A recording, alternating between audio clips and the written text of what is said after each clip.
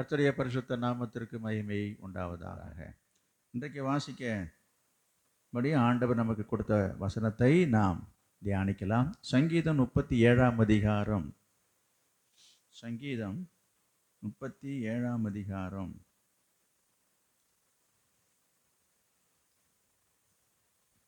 எடுத்தாச்சா? அதில் 27வது வசனம். தீமையை விட்டு விலகி நன்மை செய், என்றென்றைக்கும் நிலைத்திருப்பாய்.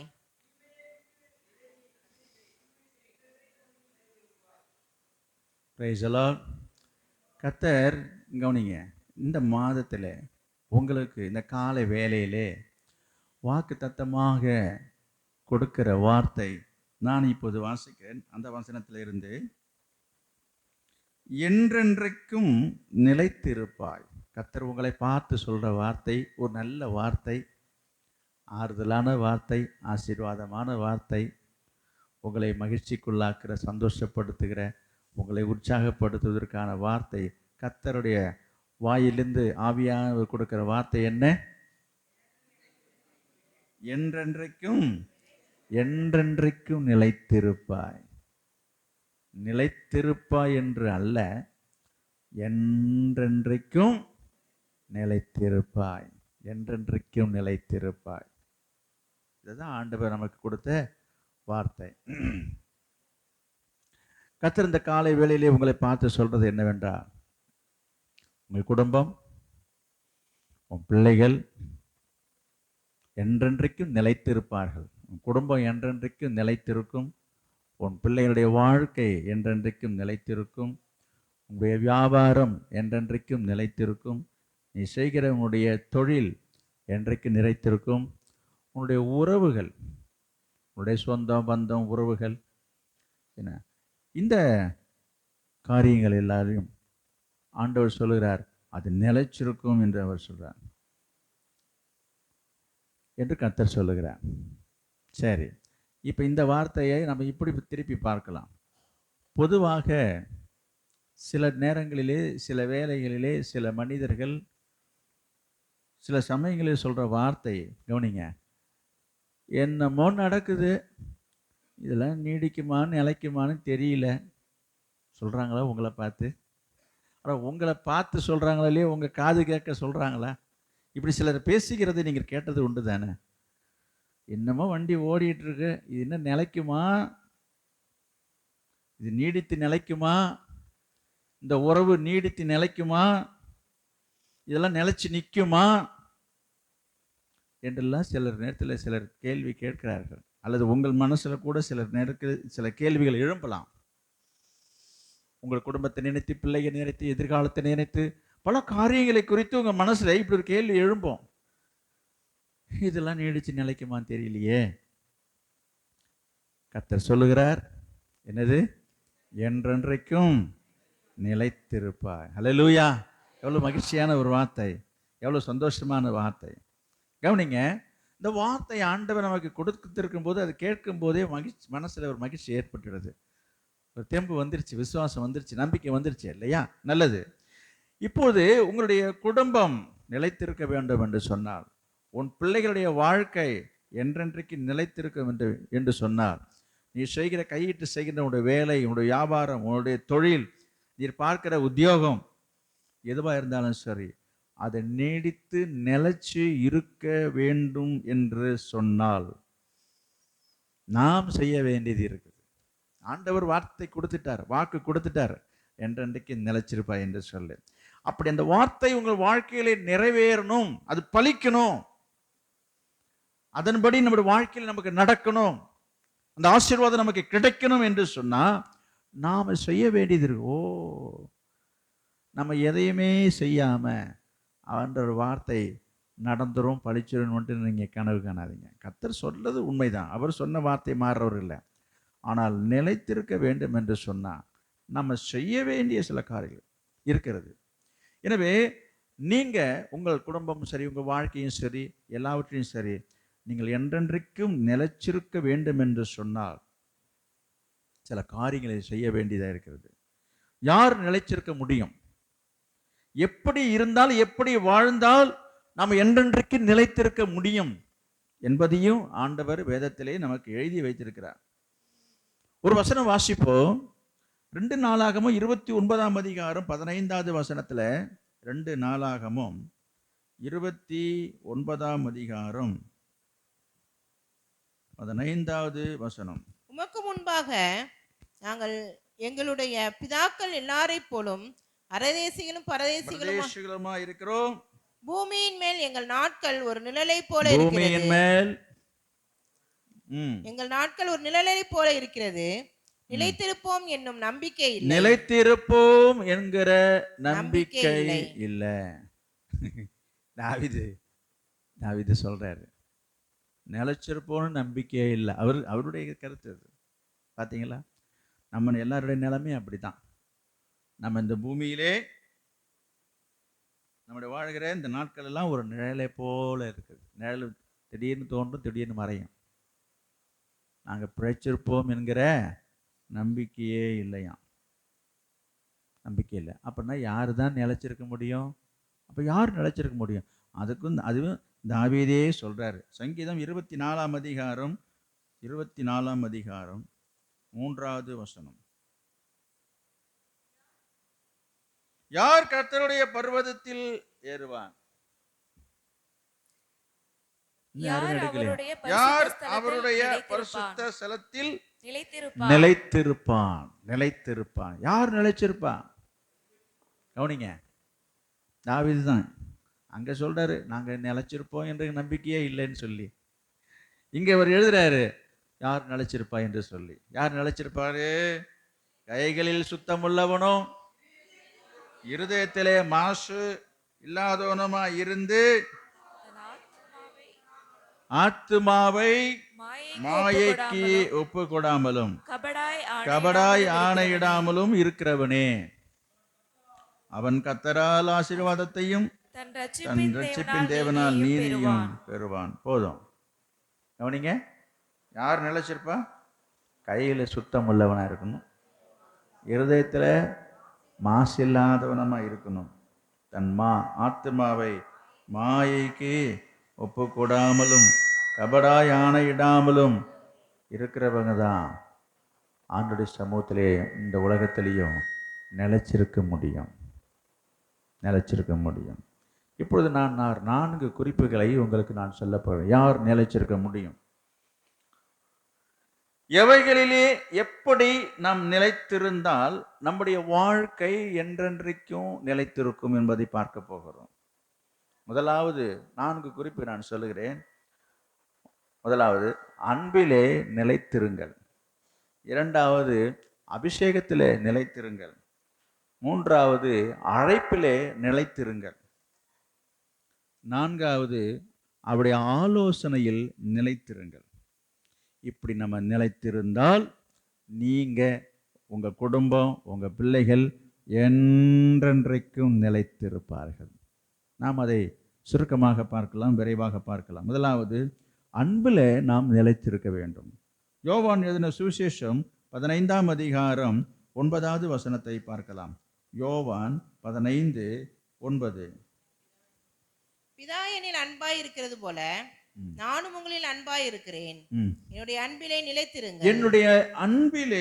நிலைத்திருங்கள். முதலாவது, ஆண்டவருடைய தேவ அன்பிலே நீங்கள் நிலைத்திருந்தால் நீங்கள் என்றென்றைக்கும், அதுக்குள்ளே இன்றைக்கு இந்த மாச வாக்குத்தத்தம் என்ன? என்றென்றைக்கும் நிலைத்திருப்பா. என்றென்றைக்கும் நிலைத்திருப்பா. என்றைக்கும் எப்பொழுதும் நீங்கள் நீடித்த வாழ்க்கை, உங்களுடைய குடும்பம், பிள்ளைகள் நீடித்து நிலைச்சிருக்க வேண்டும் என்று சொன்னால் முதலாவது நீங்கள் செய்ய வேண்டியது என்ன? நீங்கள் தேவனுடைய, ஆண்டவருடைய, கர்த்தருடைய அன்புல நீங்கள் நிலைச்சிருக்கணும். நீங்கள் நிலைச்சிருந்தா உங்களுடைய எதிர்காலம் வாழ்க்கையெல்லாம் நிலைச்சிருக்கும். அல்லேலூயா. என்றென்றைக்கும் நிலைத்திருக்க வேண்டும்.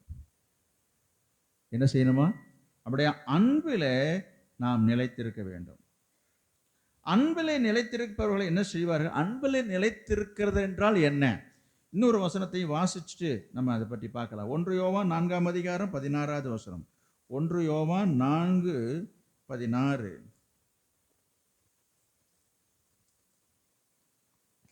தேவன் நம்மேல் வைத்திருக்கிற அன்பை நாம் அறிந்து விசுவாசித்திருக்கிறோம். தேவன் அன்பாகவே இருக்கிறார். அன்பில் நிலைத்திருக்கிறவன் தேவனில் நிலைத்திருக்கிறார். தேவனும் அவனில் நிலைத்திருக்கிறார். கவனிக்கிறீங்களா? நீங்க அவருடைய அன்புல நிலைச்சு இருந்தா தேவன் உங்கள் வாழ்க்கையில் நிலைத்திருப்பார். தெளிவாக சொல்லப்பட்டிருக்குது.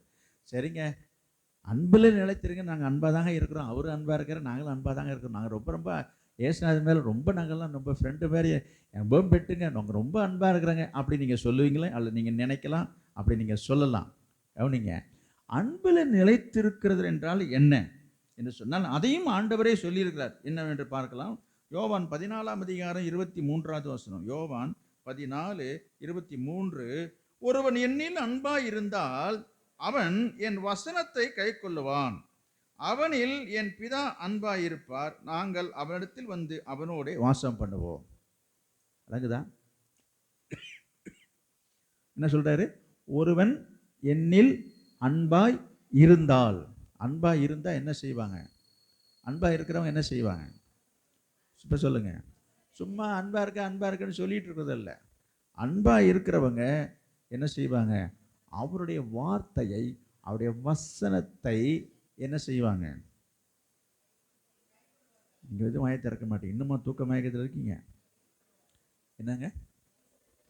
அவருடைய வசனத்தை என்ன செய்வார்கள் என்று சொன்னால் வீட்டு நிலைவாசல்களை எழுதி வைப்பார்கள், அல்லது வீட்டுக்குள்ளராக வசனத்தை வாங்கி ஸ்டிக்கரில் ஒட்டி வைப்பார்கள், பேட்ஜ் குத்தி கொள்வார்கள். என்னது? அவருடைய வசனத்தை. நோ, அது அல்ல.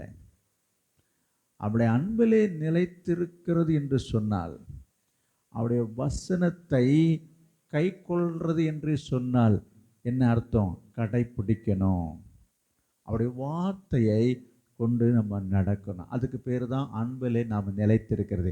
இப்படி நம்ம தேவ அன்பிலே நம்ம நிலைத்திருக்கிறதை நம்ம காண்பிப்போம் என்று சொன்னால் நீ என்றென்றைக்கும் நிலைத்திருப்பாய்.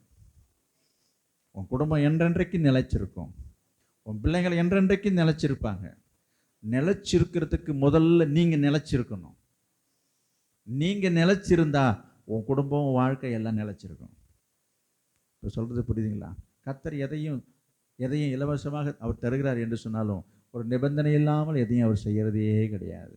எல்லாவற்றையும் உங்களுக்கு இலவசமாக தந்தாலும் கூட நம்ம செய்ய வேண்டிய ஒரு காரியத்தை ஆண்டவர் நம்மிடத்திலே அவர் எதிர்பார்க்கிறார். பிரியமானவர்களே, இப்படி நம்ம நிலைத்திருந்தால், அவருடைய அன்பிலே நம்ம நிலைத்திருந்தால், 15:7 பாருங்க. யோவான் 15:7 நீங்கள் என்னிலும் என் வார்த்தைகளும் உங்களிலும் நிலைத்திருந்தால் நீங்கள் கேட்டுக்கொள்வது எதுவோ அது உங்களுக்கு செய்யப்படும். கவனிச்சீங்களா? கவனிக்கிறீங்களா? கவனிங்க. ஆண்டவருடைய அன்பில் நீங்க நிலைச்சிருந்தா என்ன செய்வீங்க? நீங்க அவருடைய வசனத்தை, வார்த்தையை கை கொண்டு நடப்பீங்க.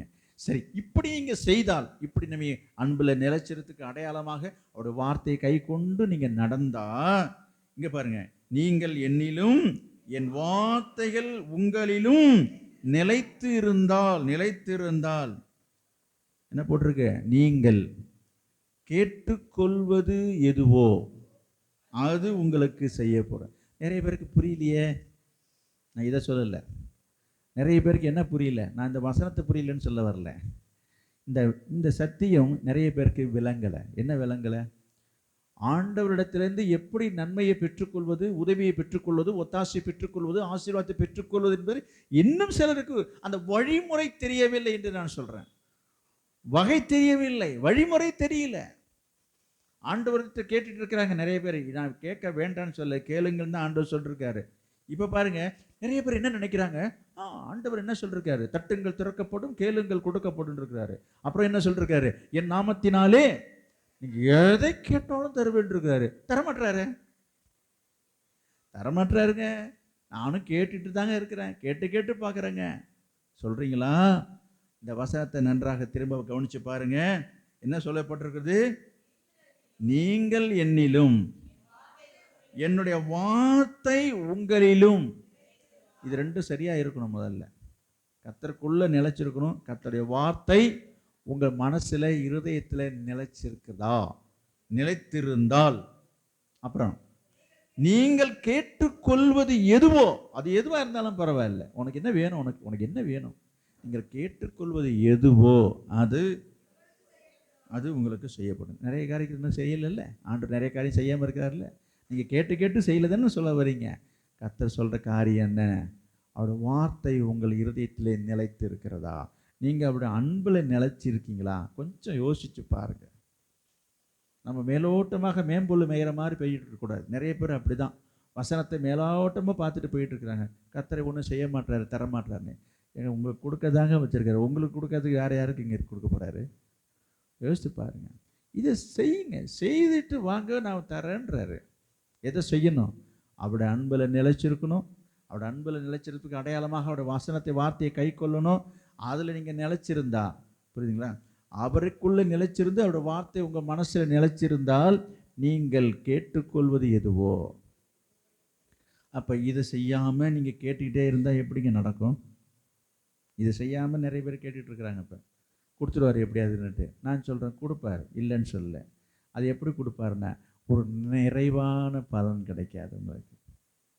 நிறைவான பலன் கிடைக்காது. சும்மா தொந்தரவு கொடுக்குறாங்க, தொல்லை கொடுக்குறாங்கன்றதுக்காக இந்த பிச்சை போடுறாங்க பாருங்கள். என்னது பெரிய தொல்லையை தாங்க முடியும், இந்த போ எடுத்துகிட்டு போ, அந்த மாதிரி தான் கிடைக்கும். உனக்கு கிடைக்க வேண்டியதை, வர வேண்டியதை நிறைவாக நீ பெற்றுக்கொள்ள வேண்டும் என்று நீ கேட்டுக்கொள்வது எதுவோ. கேட்டுக்கொள்வது என்ன? நம்ம என்ன கேட்குறோமோ அதையே ஆண்டு கொடுப்பார். கவனிங்க, சில நேரங்களிலே நம்ம கேட்டது கிடைக்காது, நம்ம கேட்காதது கிடைக்கும். நான் ஒரு சின்ன உதாரணம் சொல்கிறேன் பாருங்கள். இப்போ நீங்கள் ஒரு இடத்துல அன்பாக இருந்து நன்றாக நெருங்கி பழகி கொண்டிருக்கும் பொழுது, ஒரு உதாரணத்துக்காக சொல்கிறேன், எதையோ ஒரு பொருளை நம்ம கேட்குறோம், ஒரு உதவியாக கேட்குறோம், இலவசமாக இல்லை. நல்லா கவனிங்க. ஒரு கத்தி, ஒரு வேலை வெட்டுவதற்கு ஒரு கத்தி கேட்குறோம். நல்லா கவனிங்க. மரம் வெட்டுறதுக்கு, கழி வெட்டுறதுக்கு ஒரு கத்தி கேட்குறாங்க. ஒரு பொதுவாக யாரும் தரமாட்டாங்க. நான் ஒரு உதாரணத்துக்கு சொல்கிறேன். ஏன் தரமாட்டாங்கன்னா, நல்ல கத்தியாக இருக்கும், நல்ல வேலை அதிகமும் உள்ள நல்ல ஒரு தரமுள்ள ஒரு கத்தியாக இருக்கும். இரவை கொடுத்துட்டு வாய் மடங்கி போச்சுன்னா எங்கேயாவது கண்ணா பின்னாடி வெட்டிட்டு என்ன பண்ணுறது, நிறைய பேர் கொடுக்கறதுக்கு இஷ்டம் வராது. அது ஒரு பக்கம் இருக்கட்டும். இப்படி பாருங்கள், இப்படி நம்ம கொடுக்கணுன்ற ஒரு பெரிய எண்ணம் வந்து கொடுக்கணும்னு நினச்சோன்னா, அவங்க நடந்துக்கிற விதத்தில் பரவாயில்ல, இவர் நல்ல மனுஷன், நல்லா ஹேண்டில் பண்ணுவார். அது கத்தியாக இருக்கட்டும், கடப்பாறையாக இருக்கட்டும், மண்வெட்டியாக இருக்கட்டும், எதுவாக தான் இருக்கட்டும்ங்க, ஒழுங்காக அதை பயன்படுத்துவார் தெரிஞ்சால் நம்ம கொடுக்கறதுக்கு வாய்ப்பு இருக்குது. இதே இன்னொன்று சொல்கிறேன், தொல்லை தாங்காமல், தொந்தரவு தாங்காமல் சில பேர் கொடுப்பாங்க. எதை கொடுப்பாங்கன்னு தெரியுமா உங்களுக்கு? சொல்ல மாட்டீங்க. பாருங்க, சில பேர் இரவை கொடுக்கறதுக்குனே ஒரு கத்தி வச்சுருப்பாங்க. ஒத்துக்கிறீங்களா?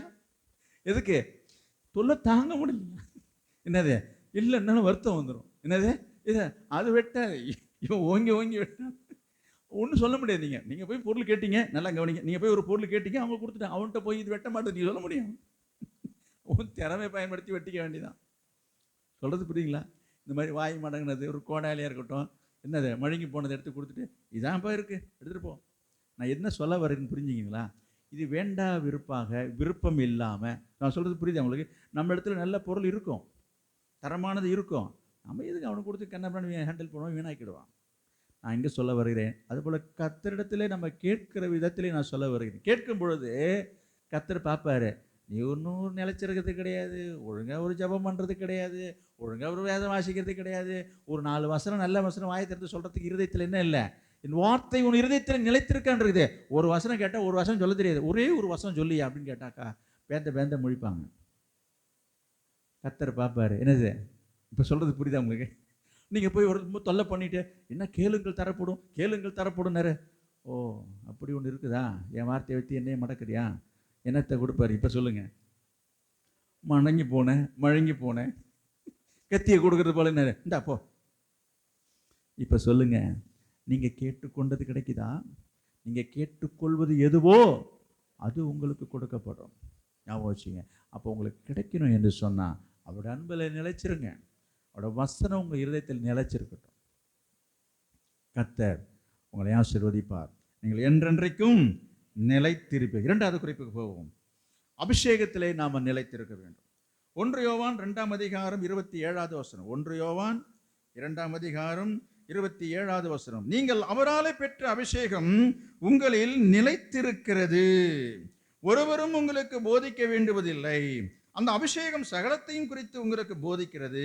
அது சத்தியமா இருக்கிறது, பொய்யல்ல. அது உங்களுக்கு போதித்தபடியே அவரில் நிலைத்து இருப்பீர்களாக. அல்லேலூயா.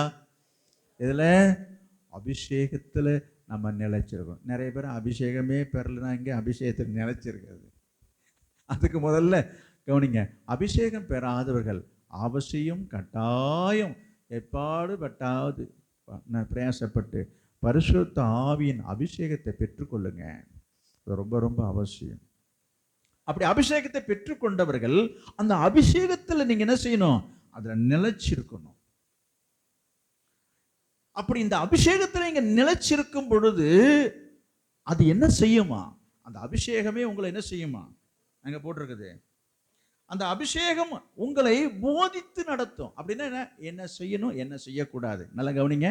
என்ன செய்யணும், என்ன செய்யக்கூடாது, என்ன பேசணும், என்ன பேசக்கூடாது, எப்படி நடக்கணும், எப்படி நடக்கக்கூடாது என்பதை அந்த அபிஷேகம் என்ன செய்யும்? உங்களுக்குள்ள இருந்து கொண்டு அது உங்களை போதித்து உங்களை நடத்தும். பிரியமானவர்களே, இன்னைக்கு நிறைய பேர் அபிஷேகம் பெற்றிருக்கிறாங்க, பட் அந்த அபிஷேகத்தில் நிலைச்சிருக்கிறாங்களா என்று தெரியல. அபிஷேகம் பெற்றதாக சொல்றாங்க, அந்நிய பாஷையெல்லாம் பேசுகிறார்கள், ஆனா அவங்க வாயிலிருந்து வர வார்த்தைகள் என்ன தெரியுமா? பார்க்கலாம். நீதிமொழிகள் 12ஆம் அதிகாரம் 19வது வசனம். நீதிமொழிகள் 12ஆம் அதிகாரம். சத்திய உதடு என்றும் நிலைத்திருக்கும், பொய் நாவோ ஒரு நிமிஷம் மாத்திரம் இருக்கும். பாருங்க, எது நிலைத்திருக்கும்? சத்திய உதடு என்றும் நிலைத்திருக்கும். நிலைத்திருக்கும். பொய் நாவு ஒரு நிமிஷம் மாத்திரம்தான் இருக்குமா, நிலைச்சு இருக்காதான். எது? பொய் சொல்ற உதடு, பொய் சொல்ற நாவு, பொய் சொல்ற வாய் நிலைச்சே இருக்காது. ஒரு நிமிஷம் தான் இருக்கும், ஒரே நிமிஷத்துல மறைஞ்சிரும். அப்ப யார் நிலைச்சிருப்பா? எப்படிப்பட்ட, எதை பேசுகிறவர்கள், எதை குறித்து பேசுகிறவர்கள், எப்படி பேசுகிறவர்கள் நிலைத்திருப்பார்கள் என்று நாம் இங்க பார்க்கிறோம். சத்திய உதடு, சத்திய உதடு. இன்னொரு வசனத்தை வாசிக்கலாம். நீதிமொழிகள் 19:23. கர்த்தருக்கு பயப்படுதல் ஜீவனுக்கு ஏதுவானது, அதை அடைந்தவன் திருப்தி அடைந்து நிலைத்திருப்பான். Price the Lord. தீமை அவனை அணுகாது. போதும். அப்ப ஆண்டவருக்கு பயந்து கவனிங்க, நிறைய பேர் கர்த்தருக்கு பயப்படுற பயமே கிடையாது. வாய்க்கு வந்ததை பேசுறாங்க, பேசுறதெல்லாம் பேசிட்டு பேசலன்றுவாங்க. இது பொய். நினைச்சிருக்க முடியுமா? வாயிலேருந்து உதட்டிலேருந்து வருகிற வார்த்தைகள் உண்மையா? உண்மையை பேசுகிறோமா? சத்தியத்தை பேசுகிறோமா? அப்படி நீ பேசினா நீ நிலைச்சிருப்ப. அப்படி ஏன் பேசல? உனக்குள்ள அபிஷேகம் இருந்ததுன்னா அந்த அபிஷேகம் என்ன செய்யும்? உன்னை நடத்தும். அந்த அபிஷேகம் என்ன செய்யும்? உன்னை போதிக்கும். இதெல்லாம் பேசாத, இப்படிலாம் பேசாத, இதெல்லாம் உங்கள் மனசை ரொம்ப கஷ்டப்படுத்தும், காயப்படுத்தும், வருத்தப்படுத்தும். நம்ம கர்த்தருடைய பிள்ளைகள், நீ ரட்சிக்கப்பட்டிருக்க, அபிஷேகம் பெற்றிருக்கிற, இதெல்லாம் பேசாத என்று சொல்லி அந்த அபிஷேகம் உன்னை நடத்தும். நடத்துக்குதா? நீங்கள் அபிஷேகம் பெற்றதாக சொல்கிறீங்களே, அந்த அபிஷேகம் உங்களை நடத்துதா? அந்த அபிஷேகம் உங்களை நடத்துகிற விதத்துக்கு கீழ்ப்படுத்தி நீங்கள் செய்கிறீங்களா? வாய்க்கு வந்ததை பேசுகிறீங்க, பேசுறதெல்லாம் பேசிக்கிட்டு நான் பேசலைன்னு வேண்டியது, பேசிட்டு அது என்ன பண்ணுறது? பேசலைன்னு வேற போய் நினைச்சிருக்குமா? நினைச்சிருப்பீங்களா? யோசித்து பாருங்க. எனவே கவனிங்க, அபிஷேகம் பெற்றவர்கள் என்ன செய்வார்கள் என்பதை நான் இன்னொரு வசனத்தை நான் சொல்றேன். 1 யோவான் 2ஆம் அதிகாரம் 17வது வசனம். 1 யோவான் 2ஆம் அதிகாரம் 17வது வசனம். உலகமும் அதன் இச்சையும் ஒழிந்து போகும், தேவனுடைய சித்தத்தின்படி செய்கிறவனோ என்றென்றைக்கும் நிலைத்திருப்பான். திரும்ப அந்த வசனத்துக்கு வந்துட்டு பாருங்க, ஆரம்ப வசனத்துக்கு வந்துடும். என்றென்றைக்கும் நிலைத்திருப்பான். யாரு யாரு யாரு என்றென்றைக்கும் நிலைத்திருப்பான்? யோசிச்சு பாருங்க. கர்த்தர் இன்னைக்கு வாக்கு தத்தமா உங்களுக்கு கொடுத்துருக்காரு, நீ என்றென்றைக்கும் நிலைச்சிருக்கணும் என்று சொல்லி. நீ என்றென்றைக்கும் நிலைச்சிருக்கணும்னா நீ என்ன செய்யணும்? தேவ சித்தம் செய்யணும். அதுல தேவ சித்தம் என்ன? ஜெபம் பண்றாங்க, இந்த வார்த்தையெல்லாம் சில பேர் பேசுறாங்க, தேவ சித்தம் தேவ சித்தம்னு. நான் கேட்கிறேன், தேவ சித்தம்னா என்ன? தேவ சித்தம்னா என்ன? அதுக்கு என்ன விளக்கம் சொல்லுவீங்க? அப்படின்னா தேவ சித்தம்னா என்ன? கர்த்தருக்கு சித்தமா இருந்தாங்க, ரைட்டு. நான் என்ன சொல்றேன், அதுக்கு விளக்கம் என்ன? விளங்கிக்காமே பேசிட்டு இருந்தா என்ன பிரயோஜனம்? தேவ சித்தம் என்று சொன்னால் என்ன என்று சொன்னால் தேவனுக்கு பிரியம். அந்த வார்த்தையை தான் சித்தம் என்று சொல்றாங்க. சித்தம் என்றால் பிரியம். அவருக்கு பிரியமானது நம்ம செய்யணும், அவருக்கு இஷ்டமானது செய்யணும், அவருக்கு பிடித்தமானது நம்ம செய்யணும். சரி, தேவனுடைய இஷ்டத்தின்படி விருப்பத்தின்படி செய்கிறவனோ என்றென்றைக்கு நிலைத்திருப்பான். நான் அந்த வசனத்தை உங்களுக்கு திருத்தி சொல்றேன். எப்படி? ஆண்டவருடைய இஷ்டத்தின்படி, ஆண்டவருடைய விருப்பத்தின்படி, ஆண்டவருடைய பிரியத்தின்படி செய்கிறவன் எவனோ அவன் நிலைச்சிருப்பான். இன்னைக்கு நிறைய பேர் மனுஷரை பிரியப்படுத்துறதுல நிறைய பேர் கவனமா இருக்கீங்க, அக்கறையா இருக்கீங்க. குறிப்பாக நிறைய பெற்றோர்கள் தன் பிள்ளைகளை பிரியப்படுத்துறதுல இருக்கிற அந்த பாசம் இருக்குது. அடாடாடா, நான் நல்லதுன்னு நான் சொல்றேன், நான் வேண்டான்னு சொல்ல வரல, கவனிங்க. அல்லது தான் நேசிக்கிற மதிப்புக்கு உரியவர்களை பிரியப்படுத்துறதுல இருக்கிற ஒரு அக்கறை ஆண்டவரை பிரியப்படுத்துகிறதுல இருக்குதா என்றுதான் உங்களை பார்த்து சொல்றேன். கொஞ்சம் யோசித்து பாருங்க. எப்படி என்று சொன்னா, கவனிங்க, இப்போ நமக்கு வேண்டிய ஒரு உறவுக்காரங்க வராங்க, அல்லது நம்ம பிள்ளையே தூரத்துலேருந்து வருது, வெளியில போய் படிச்சுட்டு வராங்க, இல்லை வேலைக்கு போயிட்டு வராங்க, ரொம்ப நாள் கழிச்சு வீட்டுக்கு பிள்ளை வரான். ஐயோ பிள்ளை வரான், என்ன செய்வாங்க உடனே? ஓ என் பிள்ளைக்கு என்னது வறுத்த மீனுன்னு ரொம்ப இஷ்டம், அதுன்னு ரொம்ப விரும்பி சாப்பிடுவோம். என்ன செய்கிறோம்? நம்ம ஏதாவது ஒன்றை செய்கிறோம். நான் சொல்ல வர்றது மீனை மட்டும் சொல்லலை, ஒரு இனிப்பாக இருக்கட்டும், ஒரு ஸ்வீட், ஏதோ ஒரு பொருளாக இருக்கட்டும். என்ன நினைக்கிறாரு என்று சொன்னால், இது அவனுக்கு ரொம்ப இஷ்டங்க அப்படின்றது அவங்க இஷ்டமானது தெரிந்து அவளை பிரியப்படுத்துவதற்காக நாம் அதை செய்கிறோம் என்று நான் சொல்ல வருகிறேன். அதுபோல் ஆண்டவருக்கு எது பிரியம் என்று சொல்லி பார்த்து அதை நாம் செய்கிறோமா என்றதான் கேள்வி நான் இப்போ சொல்ல வரேன். இப்போ புரியுதுங்களா? இப்போ திரும்ப அந்த வசனத்தை பாருங்க. தேவனுடைய சித்தத்தின்படி செய்கிறவனோ என்றென்றைக்கும் நிலைச்சிருப்பான். நான் சொல்றேன், அபிஷேகம் பெற்றிருக்கிற நீங்க இந்த அபிஷேகத்தில் நீங்க நிலைச்சிருந்தா அந்த அபிஷேகம் உங்களை நடத்தும். எங்க நடத்தும், எதுல நடத்தும், எப்படி நடத்தும் என்று சொன்னா, உங்களை என்றைக்கும் எப்பொழுதுமே எல்லா சூழ்நிலையிலுமே தேவனுக்கு பிரியமானது செய்ய அது உங்களை தூண்டுதல் பண்ணிக்கிட்டே இருக்கும், உங்களை ஏவிட்டே இருக்கும். புரியுதா சொல்றது? அது எப்போ பார்த்தாலும் என்ன செஞ்சுட்டு இருக்கு, என்ன சிந்தையை கொடுத்துட்டு இருக்குன்னா, ஆண்டவரை பிரியப்படுத்தணும், கர்த்தரை பிரியப்படுத்தணும், கர்த்தருக்கு பிரியமானது செய்யணும் என்கிறதுல தான். கவனிக்கிறீங்களா? கவனிக்கல, நிறைய பேர் கவனிக்கல. நான் பேசிட்டு இருக்கிற என்ன கவனிக்காம என்ன அந்த வேத ஆராய்ச்சி? இப்போ சொல்லுங்க, வசனத்தை வாசி முடிச்சாச்சு, புரியுங்களா? அப்போ வாசிக்க வேண்டியப்போலாம் பைபிள் வாசிக்க மாட்டீங்க, இந்த பிரசங்க நேரத்தில் தான் பைபிள் படிப்பீங்களோ? எனக்கு புரியல, எனக்கு இந்த காரியம் விளங்கலை. எனக்கு இப்போ வேதத்தை ரொம்ப ஆழமாக தியானிக்கிற மாதிரி நிறைய பேர் உட்காந்துருக்கீங்க. சொல்கிற வார்த்தையை முதல்ல கவனிங்க. படிக்கும்போது வசனத்தை பாருங்க, கவனிங்க. என்னது? ஆண்டவருக்கு பிரியமானது நம்ம செய்யணும். அவருடைய சித்தத்தின்படி நீங்கள் செய்தால் நீங்கள் நிலைச்சிருப்பீங்க. உன் வாழ்க்கை நிலைச்சிருக்கும், உன் குடும்பம் நிலைச்சிருக்கும், உன் பிள்ளைங்க நிலைச்சிருக்கும், உன் தொழில் நிலைச்சிருக்கும், உன் வியாபாரம், உன் வேலை எல்லாம் நிலைச்சிருக்கும். என்ன செய்யணும்? அதுக்கு தேவனுடைய சித்தத்தின்படி செய்கிறவன். அப்படின்னா என்ன? அவருக்கு பிடித்தது என்ன, அவருக்கு பிரியமானது என்ன, அவருக்கு இஷ்டமானது என்ன, ஆண்டவர் எதில் ரொம்ப விருப்பமாக இருக்கிறார், கர்த்தருக்கு எதில் விருப்பம்? யோசித்து பாருங்க. அவருக்கு பிரியமானது என்னது என்பதை சோதித்து அறியுங்கள். நலமானது நம்ம சோதித்து அறியணும். எதெல்லாம் அவருக்கு பிடிக்கும் என்று சொல்லி பார்த்து பார்த்து பார்த்து நீங்கள் செய்யணும். இன்னொன்று சொல்லட்டுமா? புதுசாக கல்யாணமான, கவனிங்க, திருமணமான ஒரு பொண்ணு மாப்பிள்ளை இருக்கிறாங்க, கவனிங்க. இப்போ மாமியார் வீட்டுக்கு மாப்பிள்ளை போகிறாரு, கல்யாணம் பண்ணி முடித்த பிற்பாடு. இந்த மாமியார் வீட்டில் என்ன செய்வாங்க? பொதுவாக எல்லார் மாமியார் வீட்லேயும் மருமகனுக்கு ரொம்ப ரொம்ப எது பிடிக்கும், பிடிச்சமானது எதுன்றதை தெரிஞ்சு பார்த்து கேட்டு விசாரித்து, அல்லது எது சாப்பிடும்போது எதில் ரொம்ப பிரியமாக சாப்பிட்ற, ஓ இது ரொம்ப பிடிக்கும் போடுறக்கு என்று சொல்லி பார்த்து என்ன செய்வாங்க? வரும்பொழுதெல்லாம் ஓ இதுன்னா அவர் என் மருமகனுக்கு ரொம்ப பிடிக்கும். இந்த மாதிரிலாம் பார்த்து பார்த்து செய்கிறாங்களே. மனுஷனுக்கு, ஆண்டவருக்கு அப்படி பார்த்து பார்த்து நான் உங்களை மீன் கறியெல்லாம் ஆக்கி வைக்க சொல்லலை. ஆண்டவர் அதை கேட்கவும் இல்லை, ஆண்டவர் அதில் விருப்பப்படுறவரும் அல்ல. அப்போ கர்த்தருக்கு பிரியமானது நீங்கள் செய்யணும். அப்படி செய்தால் நீங்கள் என்ன செய்வீங்க? நிலைச்சிருப்பீங்க. அப்படி செய்வதற்கு என்னென்று தெரியல என்று சொன்னால், பரிசுத்த ஆவியானவர் உனக்குள்ளே இருந்து என்ன செய்கிறார்? உன்னை அவரே உன்னை சகல சத்தியத்துக்குள்ள நடத்துகிறார். அப்போ அவரே உங்களுக்கு நன்மை தீமை எது என்பதையும் நல்லது கெட்டது எது என்பதையும் ஆண்டவருக்கு பிடிச்சது பிடிக்காது என்பதையும் அவர் சொல்லி கொடுக்கறதுக்கு இருக்காருங்க. அவர் சொல்கிறத கேட்குறாங்களா? இன்றைக்கி நிறைய அபிஷேகம் பெற்றதாக சொல்கிறாங்க, அவர் சொல்கிறத கேட்குறது கிடையாது. இவங்க இஷ்டத்துக்கு பேசுறது, இவங்க இஷ்டத்துக்கு நடந்துக்கிறாங்க. உனக்குள்ள அபிஷேகம் இருக்குதா? அந்த அபிஷேகத்தில் நீ நிலைச்சிருக்கியா? அந்த அபிஷேகம் உங்களை நடத்துகிறதா? சொல்கிறேன், அபிஷேகத்தில் நிலைச்சிருங்க, என்றென்றைக்கும் நீ நிலைத்து இருப்பார். மூன்றாவது குறிப்பு நாம் பார்க்கலாம், அழைப்பில் நாம் நிலைச்சிருக்க வேண்டும். கர்த்தர் உங்களை ஒவ்வொருவரையும் ஆண்டவர் அவர் தெரிந்து கொண்டிருக்கிறார்.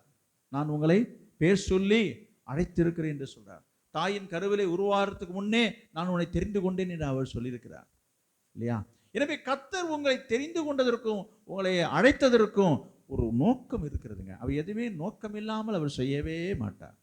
காரணம் இல்லாமல், அர்த்தம் இல்லாமல் அவர் என்ன செய்யறதில்லை, உங்களை அழைக்கிறதே இல்லை. அப்போ எதற்காக ஆண்டவர் உங்களை அழைத்திருக்கிறார் என்று சொன்னால், 1 யோவான் 4ஆம் அதிகாரம் 15வது வசனம். 1 யோவான் 4ஆம் அதிகாரம் 15வது வசனம். இயேசுவானவர் தேவனுடைய குமாரன் என்று அறிக்கை பண்ணுகிறவன் எவனோ அவனில் தேவன் நிலைத்திருக்கிறார், அவனும் தேவனில் நிலைத்திருக்கிறான். அவன்தான் ஆண்டவருக்குள்ளர நிலைச்சிருக்கிறான் என்று அர்த்தம். யாரு கர்த்தருக்குள்ள ஆண்டவருக்குள்ள யாரு நிலைச்சிருப்பாங்களா?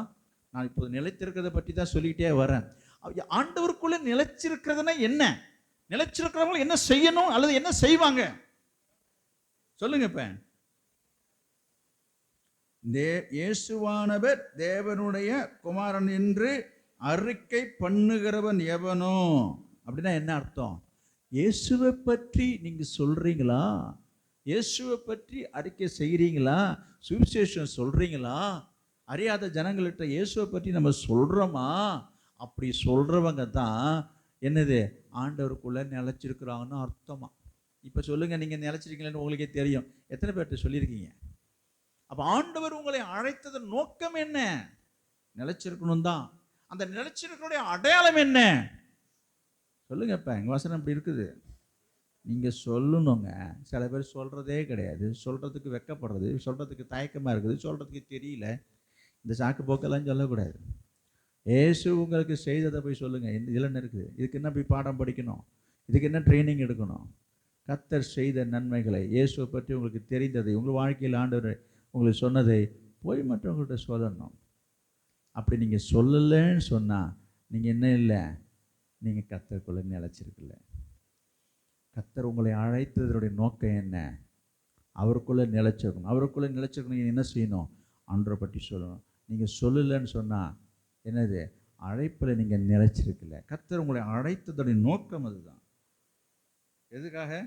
அவருடைய வார்த்தையை, அவருடைய சத்தியத்தை, புரியுங்களா, மற்றவருக்கு நம்ம சொல்லணும், அறிக்கை செய்யணும். 1 கொரிந்தியர் 16ஆம் அதிகாரம் 13வது வசனம். 1 கொரிந்தியர் 16ஆம் அதிகாரம் 13வது வசனம். விழித்திருங்கள், விசுவாசத்திலே நிலைத்திருங்கள்.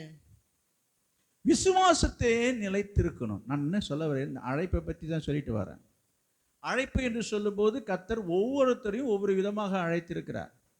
நாம் எபேசியர் வாசிக்க வேண்டாம், எடுக்க வேண்டாம். எபேசியர் வாசிக்கிறோம். அவர் ஒரு சிலரை மேய்ப்பராகவும் அப்போஸ்தலராகவும் போதகராகவும் என்னது ஏற்படுத்தி அழைத்திருக்கிறார் என்று வசனம் இருக்கு பாருங்க. ஆண்டவர் ஒவ்வொருத்தரையும் ஒவ்வொரு விதமான ஒரு அழைப்பிலே அவர் அழைத்து கொண்டு வருகிறார். புரியுதா உங்களுக்கு? ஒரு சிலரை ஆண்டவர் சுவிசேஷராக அவர் அழைக்கிறார், ஒரு சிலரை போதகராக அழைக்கிறார், ஒரு சிலரை மேய்ப்பராக அழைக்கிறார் என்று சொல்லி பார்க்குறோம். எனவே எந்த ஒரு அழைப்பாக இருந்தாலும் சரி, அந்த அழைப்பிலே நீங்கள் நிலைச்சிருக்கணும். உங்களை ஆண்டவர் எப்படி அழைச்சிருக்காரோ அது உங்களுக்கு தான் தெரியும், உங்களுக்கு ஆண்டவருக்கும். எனவே எப்படி அழைத்திருந்தாலும் சரி, எப்படி ஆண்டவர் உங்களை குறித்து நோக்கம் வைத்திருந்தாலும் சரி, அதில் நீங்கள் நிலைச்சிருக்கணும். அதில் நிலைச்சிருக்கும் போது கவனிங்க, நீங்கள் சாதாரண விசுவாசியாக இருந்தாலும் சரி, இல்லை கர்த்தர் உங்களுக்கு ஏதாவது ஒரு பொறுப்பு, கடமை, ஊழியத்தில் உங்களுக்கு ஒரு பொறுப்பை கொடுத்திருந்தாலும் சரி, எந்த ஒரு ஊழியமாக இருந்தாலும் சரி, அதில் நீங்கள் என்ன செய்யணும்? நிலைச்சிருக்கணும். அப்படி நிலைச்சிருக்கும் போது அதுக்கு சோதனை வரும்.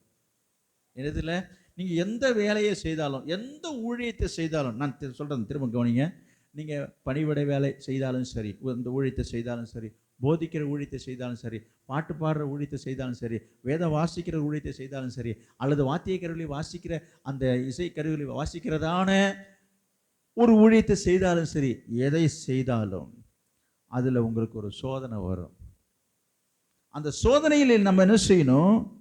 உறுதியாக நிலைச்சிருக்கணும். நான் சொல்ல வருகிறது, விசுவாசத்தில் நிலைச்சிருங்க. நிறைய பேர் விசுவாசத்தை விட்டு விலகிடுறாங்க, விசுவாசத்தை விட்டு வழுவி போயிடுறாங்க, நழுவி போயிடுறாங்க, விசுவாசத்தை விட்டு அவர் விலகி போயிடுறாங்க. கவனிங்க, விசுவாசத்தில் நிலைச்சிருக்கணும். நம்மை அழைத்தவர் கர்த்தர், நம்மை தெரிந்து கொண்டவர் கர்த்தர், என்னை ரட்சித்தவர் கர்த்தர். கர்த்தர் தான் எனக்கு இந்த வேலையை கொடுத்தார், கர்த்தர் தான் எனக்கு இந்த கடமையை கொடுத்தார், கர்த்தர் தான் இந்த பொறுப்பை கொடுத்தார், கர்த்தர் தான் இந்த ஊழியத்தை கொடுத்தார், நான் கர்த்தருக்காக செய்வேன் என்று சொல்லி என்ன வந்தாலும், என்ன சோதனை வந்தாலும், எதிர்ப்பு வந்தாலும், நிந்தை வந்தாலும், அவமானம் வந்தாலும், ஏச்சு வந்தாலும், பேச்சு வந்தாலும் நம்ம என்ன செய்யணும்? விசுவாசத்தில் உறுதியாக இருக்கணும். புரியுதா? அந்த விசுவாசத்துக்கு ஒரு சோதனை வரும், போராட்டம் வரும். நிறைய பேர் போராட்டம் சோதனை வந்து பொத்துன்னு போட்டு போகிறாங்க, அது கிடக்கு போ. அந்த எண்ணம் வருதா? வரக்கூடாது. நீங்கள் நிலைச்சிருந்தீங்கன்னா அப்படி செய்ய மாட்டீங்க. நான் ஒரு சின்ன சம்பவத்தை சொல்லுகிறேன் உங்களுக்கு பிரயோஜனத்துக்காக. அடிக்கடி நம்ம பாஸ்டர் சுந்தரம் ஐயாவை பற்றி நான் நிறைய காரியங்களுக்கு சொல்லியிருக்கிறேன். அதில் நடந்த ஒரு உண்மை சம்பவத்தை சொல்கிறேன். அவர் ஆண்டவராலே தெரிந்து கொள்ளப்பட்டு அழைக்கப்பட்டு அவர் ஊழியத்துக்கு வரும்போது விசுவாச ஊழியத்தில் செய்தார். அப்படி தான் இருக்கணும். இன்றைக்கும் அப்படி அநேகர் இருக்கிறார்கள். ஊழியத்தில் ஊழியம் செய்யும் பொழுது விசுவாசத்தில் ஊழியம் செய்யணும். என்ன அர்த்தம் என்று சொன்னால், எந்த தேவையாக இருந்தாலும் சரி, எவ்வளவு தேவையாக இருந்தாலும் சரி, என்ன பிரச்சனையாக இருந்தாலும் சரி, கர்த்தர் தான் அந்த தேவையை சந்திக்கணும். கவனிக்கலையே? கர்த்தர் தான் அந்த தேவையை சந்திக்கணும், கர்த்தர் மூலமாக தான் அது கிடைக்கணும் என்று கர்த்தரை சார்ந்து வாழ்ந்த பரிசுத்தவான் அவர். அதான் விசுவாசம். கர்த்தர் தான் கொடுக்கணும், கர்த்தரே தருவார், கர்த்தர் மூலமாகவே நடத்தப்படணும் என்று அவர் விரும்பினவர். அவர் நடந்த ஒரு சம்பவம் என்ன தெரியுமா? அவருடைய ஊழிய காலங்களில், ஆரம்ப ஊழியங்கள் ரொம்ப கஷ்டமான ஊழியங்கள். அவருக்கு ஒரே மகன் இப்போ இருக்கிறார், அவர் ஜோஷுவா பேர், இப்போ இருக்கிறார். கவனிங்க, அவர் பிறந்த குழந்தையாக இருந்த பொழுது பொதுவாக இந்த குழந்தைகளுக்கு பால் கொஞ்சம் 5-6 மாதங்கள் கடந்த பிற்பாடு என்னது அமுல், லாக்டோஜன் என்னென்னமோ சொல்கிறாங்களே பிள்ளைங்களுக்கு வாங்கி கொடுக்குறது, அந்த மாதிரி பால் கொடுப்பதற்கு அந்த பால் பவுடர், பால் டின் இல்லை, தாய்ப்பாலும் இல்லை. அதை தான் கொடுத்துட்டு இருந்தாங்க. தீர்ந்து போச்சு. கவனிங்க, ஒரு வயதுக்குள்ளாக நடந்த ஒரு சம்பவம். தீர்ந்து போச்சுங்க. அவர் என்ன செய்கிறாரு? விசுவாசத்தில் ஊழியம் செய்கிறார். காசு பணத்தை எதிர்பார்த்த இல்லை, வெளிநாட்டு உதவியை பார்த்த இல்லை, யாருடைய உதவியும் இல்லாமல் கர்த்தரையே சார்ந்திருந்த ஊழியம். அப்படிப்பட்ட சூழ்நிலையில் இப்போலாம் ஆரம்ப நாட்களில் ரொம்ப வறுமை, வருமானங்கள் ரொம்ப குறைவு, விசுவாசிகள் எண்ணிக்கை குறைவு, விசுவாசிகள் எண்ணிக்கை ஒரு குறைவு ஒரு பக்கம் இருந்தாலும் தேவைகள் சந்திக்கப்படுவது குறைவு. அதனால் அவருடைய கொள்கை என்னென்னா, என்ன நடந்தாலும் சரி, எதுவாக இருந்தாலும் சரி, தன்னுடைய தேவைகளை யாரிடத்துலையும் அவர் சொல்லவே மாட்டார். எதுவாக இருந்தாலும் தேவனிடத்தில் தான் சொல்லுவார், தேவனிடத்தை தெரியப்படுத்துவார், தேவன் மூலமாக பெறணுன்றதில் தான் உறுதியாகவும் இருப்பார். கவனிங்க, பிள்ளைக்கு பால் இல்லை, எவ்வளோ நேரம் தாங்கும்? நேரம் கடந்து போயிட்டே இருக்குது. பிள்ளைக்கு பசி எடுத்து போச்சு, கத்துது, அழுவுது. சாதாரண வெறும் தண்ணியில் ஜீனியை போட்டு கொடுத்தாங்க, எவ்வளோ நேரம் அந்த பிள்ளை அந்த தண்ணியை குடிச்சிட்டு உட்காந்துருக்கோம்? யோசித்து பாருங்கள். எல்லாத்தையும் தாங்கி கொள்வோம், எல்லாத்தையும் பொறுத்துக்கொள்வோம். நமக்கு ஒரு பிள்ளைக்கு ஒன்றுன்னா நம்மளால் பொறுத்துக்கொள்ள முடியாது. கவனிங்க, அவர் நினச்சிருந்தா, அவர் கேட்டு இருந்தா ஒரு டின்னு இல்லைங்க 10 டின்னு வீட்டுக்கு வருங்க. அவர் கேட்டு வாயை திறந்து கேட்டால் போதும். ஏன்னா அவர் மேலே அப்படிப்பட்ட ஒரு அபிப்பிராயம், மதிப்பு, ஒரு அன்பு வைத்திருந்தார்கள். அப்படி ஒரு நல்ல சாட்சி உள்ள ஒரு ஊழியக்காரர் அவர். யார்கிட்டையும் போய் கேட்கல, யாருக்கும் தெரியாது, யார்கிட்டையும் போய் சொல்லலை, யார்கிட்டையும் கேட்கல. கவனிங்க, பிள்ளை அழுது. அந்த அம்மா, வீட்டம்மா யார்? அவங்க மனைவி தான். என்னங்க விசுவாசன்றது உங்களுக்கும் எனக்கும் தாங்க விசுவாசம், இந்த பிள்ளை என்னங்க பண்ணும்? கவனிக்கல. கவனிங்க, என்னது விசுவாசம் யாருக்கு இருக்கு? நம்ம வளர்ந்துட்டோம், நம்ம வயசாக இருக்குது, நமக்கு விசுவாசம் இருக்குது. இந்த பிள்ளை என்னங்க விசுவாசம்? நீங்கள் படி விசுவாசம்னு.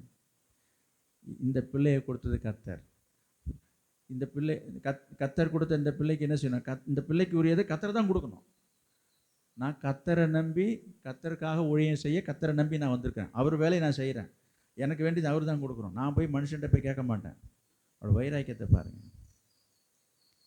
பிள்ளை கத்துதுங்க. நீங்களாம் தான் என்ன செய்யுங்க? அட போய் விசுவாசம் அது ஒன்றாது. என்னது போய் எங்கேயாவது போய் கை மாற்று வாங்கணுமா, கடன் வாங்குமா, ஏதாவது கிடக்கும் தோடு ஏதாவது எதுனா கொண்டு வச்சு வாங்கிட்டோம், ஐயோ பிள்ளை விட என்ன என் வாழ்க்கை முடிச்சேன், அதெல்லாம் அப்புறம் பேசிக்கலாம், விசுவாசத்தில் அப்புறம் பார்த்துக்கலாம். சிலருடைய நினைப்பு உறுதியாக இருந்தாருங்க. பிள்ளை கத்துதுங்க, ஒன்றும் நடக்கலைங்க, அற்புதம் அதெல்லாம் கத்துது.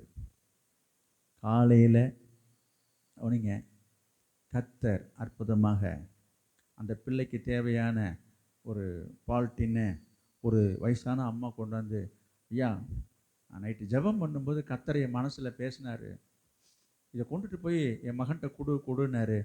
உனக்கு யாரும்மா சொன்னால், எதுக்காகன்னு இவர் கேட்குறாரு. என்னன்னு தெரியலிங்க, காலையில் இதை கொண்டு போய் கொடுன்னு சொன்னாருங்க. கொடுத்துட்டு போயிட்டாங்க.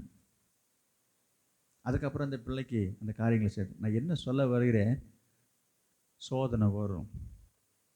உடனே நடக்கலை தான், ஆனாலும் அந்த விசுவாசத்தில் என்ன செய்தார், நான் அதுக்காக சொல்ல வந்தேன். அந்த விசுவாசத்தில் அவர் உறுதியாக இருக்கிறார் பாருங்க.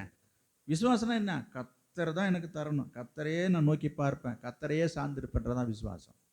இன்றைக்கு கத்தரையும் சார்ந்திருப்போம், எனக்கு வேண்டியவங்களையும் நான் பார்த்துக்கிறேன், நான் இதையும் பார்த்துக்கிறேன் அதையும் பார்த்தேன். இது விசுவாசம் கிடையாது, இது விசுவாசமே கிடையாது. விசுவாசம் என்று சொன்னால் கத்தரை சார்ந்திருக்கணும், கத்தர் மேல் நம்பிக்கையாக இருக்கணும், அந்த விசுவாசத்தில் நிலைச்சிருக்கணும். அப்போது தேவன் உங்கள் வாழ்க்கையிலே அற்புதங்களை செய்வார். இன்னைக்கு அற்புதங்களை அடையணும் பெறணும்னு ஆசைப்படுறாங்க, ஆனால் நிலைச்சிருக்குன்னா என்ன, திரும்பியும் நான் சொல்கிறேன். இப்போ பாருங்க, இந்த பிள்ளை அழுத உடனே கொடுத்துருந்தாக்க அதெல்லாம் ஒரு பெரிய விஷயம் கிடையாது. இவர் ஆண்டவர் என்ன செய்கிறாரு, புடமிட்டு பார்க்குறது மாதிரி. யாராக இருந்தாலும் அழுகையை கண்டாலே நம்மளால் பொறுக்க முடியாது, மனசு மாறிடும், மனசு கேட்காது. ஆனால் அவர் வைராக்கியமாக இருந்தார். நீங்கள் நினைக்கலாம், என்னங்க ஒரு மனுஷன், அவர் கல்லெஞ்சக்காரன், விசுவாசத்தில் உறுதியாக இருந்தார். அதனால தான் இன்றைக்கு அந்த சபை ஆலமரம் போல விழுது விட்டு வளர்ந்து இன்றைக்கு ஆண்டவருடைய நாமம் அந்த ஊழியத்தின் மூலமாக மகிமைப்பட்டது. இன்னும் சும்மா இல்லை, இப்படிலாம் தியாகத்திலையும் விசுவாசத்திலையும் பிரதர்ஷலையும் வளர்ந்த ஊழியம் அது. நிறைய பேருக்கு அந்த காரியம் தெரியல, இது யாரும் கடைபிடிக்கிறதும் கிடையாது. உடனே ஊழியத்துக்கு வரும் பொழுதே, இங்கே பாருங்க, ஊழியத்துக்குன்னு வரல, ஒரு மாதம் எவ்வளோ கொடுப்பீங்க, வண்டி ஊழியத்துக்கு விசிட்டிங்லாம் போகிறதுக்கு பைக்கு தருவீங்களா, அப்புறம் கீபோர்டு வாங்கி தருவீங்களா, நாங்கள் சும்மா ஒரு கொட்டாயை தான் போட்டிருக்குறோங்க, சின்னதாக ஒன்று கட்டி கொடுத்துருவீங்களா, இப்படிலாம் கேட்குற ஆட்கள்லாம் இருக்கிறாங்க, இப்போ இருக்கிறாங்க. இதெல்லாம் இருந்தால் தான் ஊழியம் செய்ய முடியும். என்ன விசுவாசம் இது? நான் குறைத்து பழித்து பேசுவதற்காக நான் சொல்லலை, கவனிங்க, நீங்கள் அதை தப்பாக புரிஞ்சிக்காதீங்க. இப்படி வளரணும், இப்படி வாழணும், இப்படி நடக்கணும் என்பதை நான் உங்களுக்கு சொல்லித்தரேன். நான் உங்களுக்கு இதையே சொல்கிறேன்னா, நீங்கள் இந்த சத்தியத்தில் வளரணும். மற்றவங்களை பார்க்காதீங்க, நம்ம சுற்றி நடக்கிற நிகழ்வுகளை பார்க்காதீங்க. இன்றைக்கு பல விதங்களில் பல காரியங்களிலே அவர்கள் வளர்ந்து விட்டதை போல வளர்ந்து கொண்டு இருக்கிறார்கள் என்பதை நாம் தெரியும். அது அறியாத விஷயம் இல்லை, கவனிங்க. அது எப்படின்றது வேற விஷயம். இதுதான் விசுவாசத்தில் வளரணும், புரியுதுங்களா? இன்றைக்கு அது அல்ல வளர்ச்சி. அப்படிப்பட்டவங்க தான் என்ன செய்வாங்க, என்றென்றைக்கும் நிலைச்சிருக்கணும். இங்கே கவனிங்க, என்றென்றைக்கும் நிலைச்சிருக்கணும் என்று சொன்னால் ஆழமாக வேறு ஊன்றப்படணும், ஆழமாக வேறு ஊன்றப்படணும். நான் ஒரு சம்பவம் ஒன்று ஆசித்தேன், கவனிங்க. ஒரு விவசாயி ஒருவர் நிலத்தில் விதைச்சார். விதை என்று சொன்னால் நெல், கம்பு, அந்த விதையை நான் சொல்லலை. ஒரு மரம் ஒன்றை அவர் விதைச்சார். அந்த ரெண்டு விதமான முறை. ஒன்று மூங்கில் விதைகளை போட்டு மூங்கில் விதைச்சார். அது இன்னொரு பக்கம் இன்னொரு மரத்தை, ஒரு எந்த மரம், ஏதோ ஒரு மரம், முருங்கை மரம் ஏதோ ஒன்று வைத்துக்கொள்ளுங்களேன், ஏதோ ஒரு உதாரணத்தை சொல்கிறேன். ஒரு முருங்கை மரம் போட்டாங்க. முருங்கை மரம் சரசரன்னு வளர்ந்துச்சு பாருங்க, நல்லா வளரும், சீக்கிரமாக வளரும், கடன்னு வளர்ந்துடும். இந்த மூங்கில் இருக்கு பாருங்க, முளைச்சி வந்துடும் பூமியை விட்டு. அது வளர்ந்து வர்றதுக்கு, அது கொஞ்சம் உயரமாக வளர்ந்து வருவதற்கு பல மாதங்கள் ஆகும். தெரியுமா தெரியாதா நான் சொல்கிற காரியம்? மூங்கில் மரம் இருக்குங்களே, அது ரொம்ப நீளமாக உயரமாக வளரும். அதே சமயம் அதோட வளர்ச்சி இருக்கு பாருங்க, அவ்வளோ சீக்கிரமாக இருக்காது, தாமதமாக தான் இருக்கும். இதில் என்ன விஷயம்னா, இந்த மரம் போட்ட உடனே கிடுன்னு வளர்ந்து இந்த மரத்தை பார்க்குது, என்னையா என் கூட தான் உன்னையும் விதை வச்சா, என்ன நீ வளர்ற நீன்னு அப்படின்னு கிண்டலாக கேலியாக பார்த்து தான் இந்த முருங்கை மரம். கேட்குறீங்களா? இந்த முருங்கை மரம் இந்த மூங்கிலை பார்த்து ரெண்டு பேரும் ஒன்றா தான் ஒரே நாளில் ஒரே தேதியில் ஒரே நேரத்தில் என்ன செய்கிறாரு, விதை விதைச்சாரு. இன்னும் அப்படியே இருக்கிறவ, நான் எப்படி வளர்ந்துட்டேன் பாருன்னு வச்சான். இது ஒன்றும் வாயை திறந்து பேசவே இல்லையா அந்த மூங்கில். கவனிக்கிறீங்களா? இது நல்லா வளர்ந்தது, கிளையாக வந்தது, எல்லாம் வந்தது. கொஞ்சம் நாள் ஆச்சு. இது வளர்கிறதுக்கு நம்ம நாள் எடுத்துக்கொண்டது.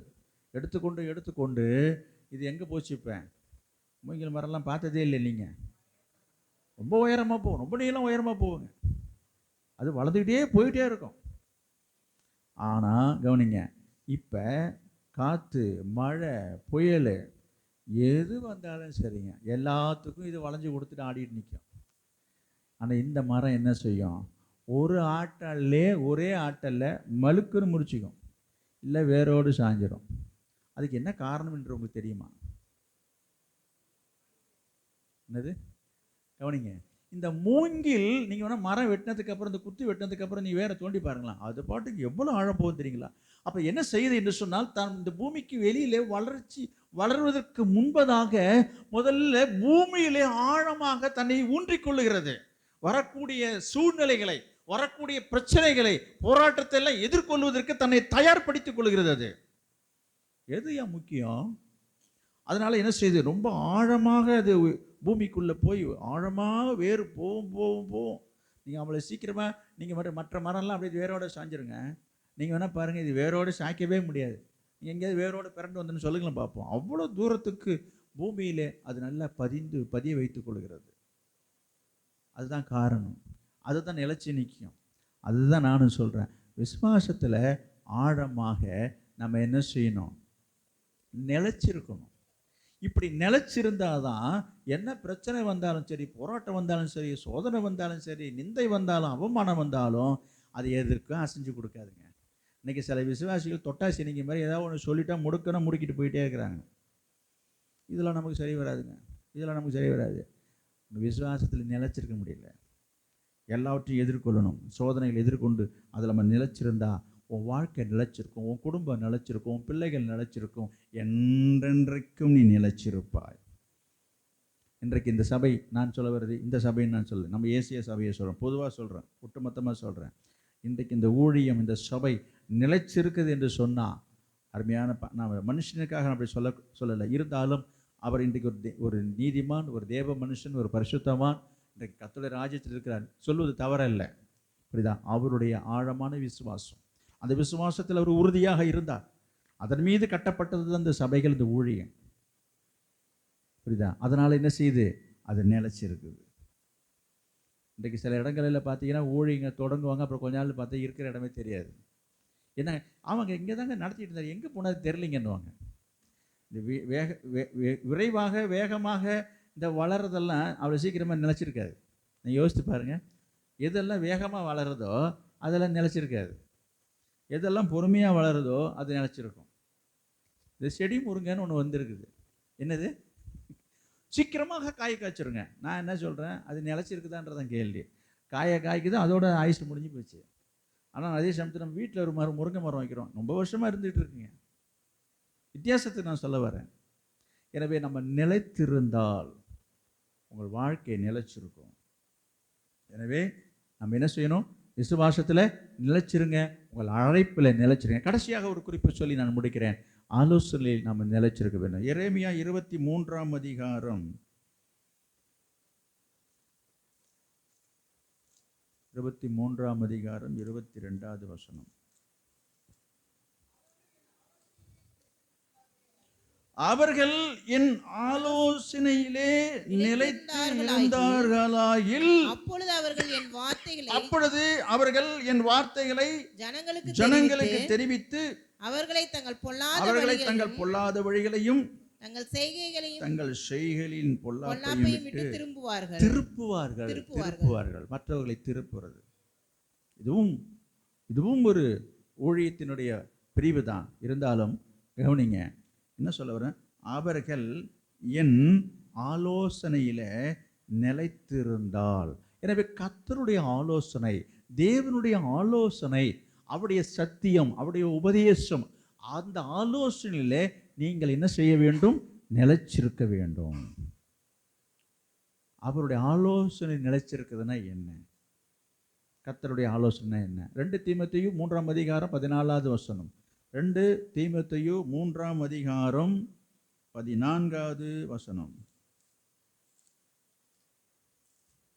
நீ கற்று நிச்சயித்துக் கொண்டவைகளை நிலைத்திரு, அவைகளை இன்னாரிடத்திலிருந்து கற்றாய் என்று நீ அறிந்திருக்கிறதும் அல்லாமல், கிறிஸ்து இயேசுவை பற்றும் விசுவாசத்திலே உன்னை ரட்சிப்புக்கு ஏற்ற ஞானமுள்ளவன் ஆக்கத்தக்க. போதும் போதும். நீ கற்று நிச்சயித்து கொண்டவைகளில் நிலைத்திரு. அப்ப ஆண்டவர் ஒவ்வொரு வாரமும் உங்களுக்கு இந்த சபையின் மூலமாக, ஊழியக்காரர் மூலமாக ஆவியானவர் உங்களுக்கு வேண்டிய ஆலோசனைகளை அவர் உங்களுக்கு சொல்லி கொண்டு வருகிறார். சத்தியத்தை, உபதேசத்தை நீ கற்று நிச்சயித்து கொண்டவைகளிலே நிலைச்சிருக்கணும். அப்ப அந்த உபதேசத்துல நம்ம நிலைச்சிருக்கணும். எதுல? யோவான் 8ஆம் அதிகாரம் 31வது வசனம். யோவான் 8ஆம் அதிகாரம் 31வது வசனம். இயேசு தம்மை விசுவாசித்த யூதர்களை நோக்கி, நீங்கள் என் உபதேசத்தில் நிலைத்திருந்தால் மெய்யாகவே என் சிஷ்யரா இருப்பீர்கள். நீங்க கர்த்தருடைய பிள்ளைகளா? நீங்க ரட்சிக்கப்பட்ட பிள்ளையா? விசுவாசியா? நீ தேவனுடைய பிள்ளையா? அப்படின்னா என்ன செய்யணும்? ஆண்டவர் சொல்றாரு, என்னுடைய, இங்க பாருங்க, நீங்கள் என் உபதேசத்தில் நிலைச்சிருக்கணும். அப்ப ஆண்டவர் உங்களுக்கு வார தினமும் உங்களோட அவர் உபதேசம் பண்ணுகிறார், உபதேசம் கொடுக்கிறார். அப்ப அந்த உபதேசத்தை கேட்கிற நீங்க அதுல நிலைச்சிருக்கீங்களா? இந்த காதல வாங்கி அந்த காதல விட்டுட்டு போயிட்டே இருந்தா, நிலைச்சிருந்தா நீங்க எங்க சிஸ்டரா இருப்பீங்க. உன் வாழ்க்கை நிலைச்சிருக்கும், உன் குடும்பம் நிலைச்சிருக்கும், உன் பிள்ளைகள் நிலைச்சிருக்கும், உன்னுடைய தொழில் வியாபாரம் எல்லாம் என்றென்றைக்கும் நிலைச்சிருக்கும். இதுல நீங்க நிலைச்சிருக்கீங்களா? அவருடைய ஆலோசனையிலே கேட்கறதே கிடையாது. அவருடைய சத்தத்தை கேட்கறதில்ல, சத்தியத்தை கேட்கறதில்ல. அநேகர் அதில் செவி சாய்க்கிறதே இல்லை. என்ன ஆகும்? நிலைச்சிருக்க முடியுமா? நிலைச்சிருக்க முடியுமா? இந்த கால நேரத்தில் இன்றைக்கு ஆசீர்வாதமான ஒரு வார்த்தையை, வாக்கு தத்தத்தை உங்களுக்கு கொடுத்து கொண்டிருக்கிற ஒரு செய்தி நேரத்தில் இப்படிப்பட்ட வார்த்தைகளை சொல்ல நான் விரும்பவில்லை. நீங்கள் வேண்டுமானால் வாசித்துக் கொள்ளுங்கள்.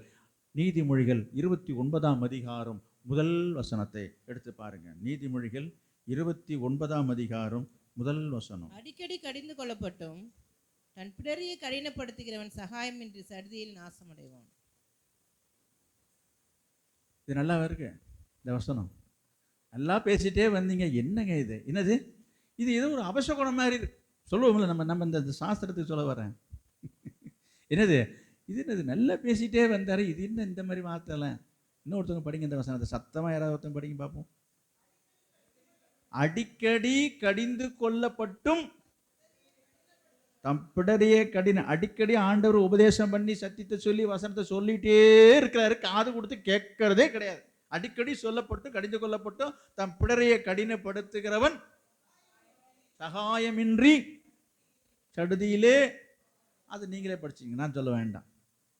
நான் என்ன சொல்ல வரேன், எங்கே வரேன்றது போய் நிலச்சிருப்பானா நிலச்சிருக்க மாட்டான், அதுக்காக சொல்ல வேண்டாம்.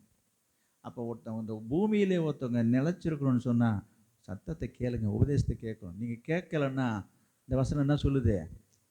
இந்த வசனம் என்ன சொல்லுது? நீங்கள் சொல்லுங்கள், நான் சொல்லக்கூடாது. இல்லை, நான் சொல்லணும்னு ஆசைப்படுறீங்களா? அது உங்களுக்கு பிரயோஜனமாக இருக்குமா? நீங்கள் சொல்லுங்கள், என்ன ஆகும்? வாயை திறந்து சொல்ல மாட்டீங்கல்ல. நிலச்சிருக்க முடியாது. அந்த வார்த்தை கொஞ்சம் கடுமையான வார்த்தை தான் அது. நிலச்சிருக்க மாட்டீங்க, நீடிச்சு நிலைக்காது வாழ்வு. நீதிமொழிகள் 5ஆம் அதிகாரம் 13வது வசனம். நீதிமொழிகள் 5:13. என் போதகரின் சொல்லை கேளாமலும், என் போதகரின் சொல்லை நான் கேளாமலும், எனக்கு உபதேசம் பண்ணினவர்கள், எனக்கு உபதேசம், நான் அங்க வந்துட்டேன் பாருங்க, உபதேசத்துல நிலைச்சிருக்கணும். எனக்கு உபதேசம் பண்ணினவர்களுக்கு என் செவியை சாய்க்காமலும் போனேனே. சபைக்குள்ளும் சங்கத்துக்குள்ளும் கொஞ்சம் கூறிய எல்லா தீமைக்கும் உள்ளானன் என்று போதும் போதும் போதும். கவனிங்க என்ன நடக்கும், கவனிங்க. கடைசியில் என் போதகர் சொல்ல நான் கேட்கலையே. இந்த பாஸ்டர் எத்தனையோ முறை சொன்னாருங்க, நிறைய பேர் கேட்கறது கிடையாது. நான் என்ன சொல்லிட்டு இருக்கிறப்ப என்னோட தலைப்பு என்ன? ஆலோசனையில் நிலைச்சிருக்கணும். ஆலோசனை கேட்குறோமா? நிறைய பேர் ஆலோசனை என்ன, இதை செய்யலாமா வேண்டாமா, என்ன செய்யணும் எது செய்யணுன்ற ஒரு ஆலோசனை கேட்கறதே கிடையாது. நிறைய பேர் என்ன நினைச்சிட்டு இருக்காங்க, ரொம்ப திறமைசாலி, ரொம்ப புத்திசாலின்னு நினைப்புல என்ன செய்யறாங்க தெரியுமா? எல்லாத்தையும் செய்து முடித்துட்டு வந்து அந்த உங்கள்கிட்ட ஒரு வார்த்தை சொல்லிட்டு போகிறதுக்காக வந்தேங்க. சிலர் வந்து கவனிங்க, சில காரியங்களே என்ன நீங்கள் பாட்டுக்கு இப்படி இந்த ஊருக்கு போகிறேன், இந்த வீட்டுக்கு போகிறேன், நீங்கள் நம்ம இந்த ஊழியத்துக்கு போகிறேன்றீங்கன்னு அது சொல்லிக்கலாம். நேரில் வந்து நான் சொல்லிக்கலாம், அதை போயிட்டு வந்து சொல்லிக்கலான்னு இருக்கிறேன். இங்கே வருங்க, ஓஹோ இவங்க போய் வந்து என்னட்ட அவங்க சொல்லுவாங்களாம். எதுக்குன்னு தெரியல எனக்கு. இல்லை இல்லை, உங்களுக்கு தெரியலன்னு எப்போ சொல்லணும்? இந்த காரியத்தை எப்போ நீ சொல்லியிருக்கணும்? ஒரு காரியத்தை செய்வதற்கு முன்பதாக சொல்ல வேண்டியதை நீ செய்து முடிச்சுட்டு வந்து நான் தான் உங்கள்கிட்ட சொல்லிட்டேனே. இங்கே பாருங்க, நான் உங்கள்கிட்ட சொல்லலையே, நான் எதுவும் சொல்லாமல் இருக்க மாட்டேங்க.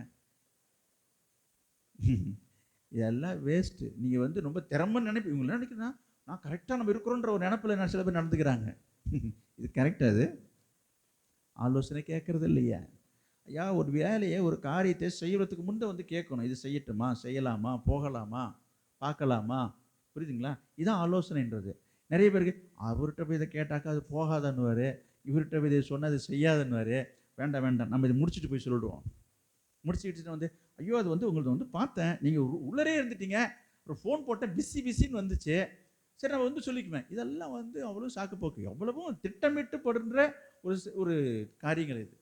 உண்மையாக சொல்லணுன்ற எண்ணம் உள்ளவங்களும் தான் எப்படியாவது வந்து சொல்லுவாங்க. புரியுதா? இது வந்து தன் மேல் ஒரு பழி வராதபடிக்கு தன்னை காத்துக்கொள்வதற்காக சாமர்த்தியமாக பேசிக்கொள்றது. எனக்கு இல்லை நஷ்டம் உங்களுக்கு. ஆலோசனை கேளுங்க. இந்த வசனம் படிச்சிங்களே, என் போதகரின்னு சொல்ல நான் கேட்காம போனேன்னு. இன்னைக்கு நிறைய பேர் அப்படி தான் ஆகுது. எனக்கு ஆகணுன்ற விருப்பம் எனக்கு கிடையாது, இப்படிலாம் நடக்கணுன்றது என் விருப்பம் கிடையாது. முடிஞ்சதுக்கப்புறம் வந்து உட்காந்துட்டு அழுது நான் என்ன பண்ண முடியும்?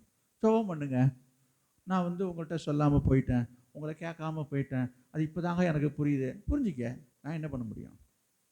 நான் திரும்பியும் ஆண்டவரே மன்னின்னு சொல்லி ஜெபம் பண்ணிட்டு போகிறேன். நஷ்டம் யாருக்குன்றதை யோசிக்கணும்.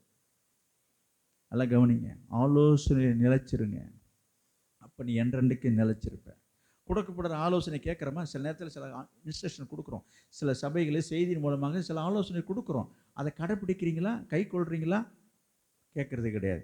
அதுக்கு ஒரு உதாரணம் சொல்கிறேன் பாருங்க. நான் இந்த ஊழியம் தொடங்கின காலத்திலேயும் சொல்லிட்டு இருக்கிறேன், எந்த ஒரு விசுவாசி வீட்டுக்கு போகிறதா இருந்தால் என்கிட்ட சொல்லிட்டு போகணும்னு சொல்லிட்டு இருந்தேன். அடுத்தது சொல்லிட்டு இருக்கிறேன், எந்த ஒரு விசுவாசியும் அந்த விசுவாசி வீட்டுக்கு, உங்கள் வீட்டுக்கு ஒரு விசுவாசி வந்தாங்கன்னா எனக்கு சொல்லுங்கன்னு சொல்லிருக்கிறேன். எத்தனை பேர் சொல்லிருக்கீங்க? ஒரு சிலர் அதை சொல்கிறாங்க, இன்றைக்கு இருக்கிறாங்க. இன்றைக்கும் ஒரு சிலர் இருக்கிறாங்க, வந்த உடனே இதையும் நான் சொல்லிருக்கிறேன், நீங்கள் வந்த விஷயம் பாஸ்டருக்கு தெரியுமா, நீங்கள் சொல்லிட்டு வந்தீங்களா வரன்றதுன்னு கேட்குறது. நான் கேட்க சொல்லியிருக்கிறேன்.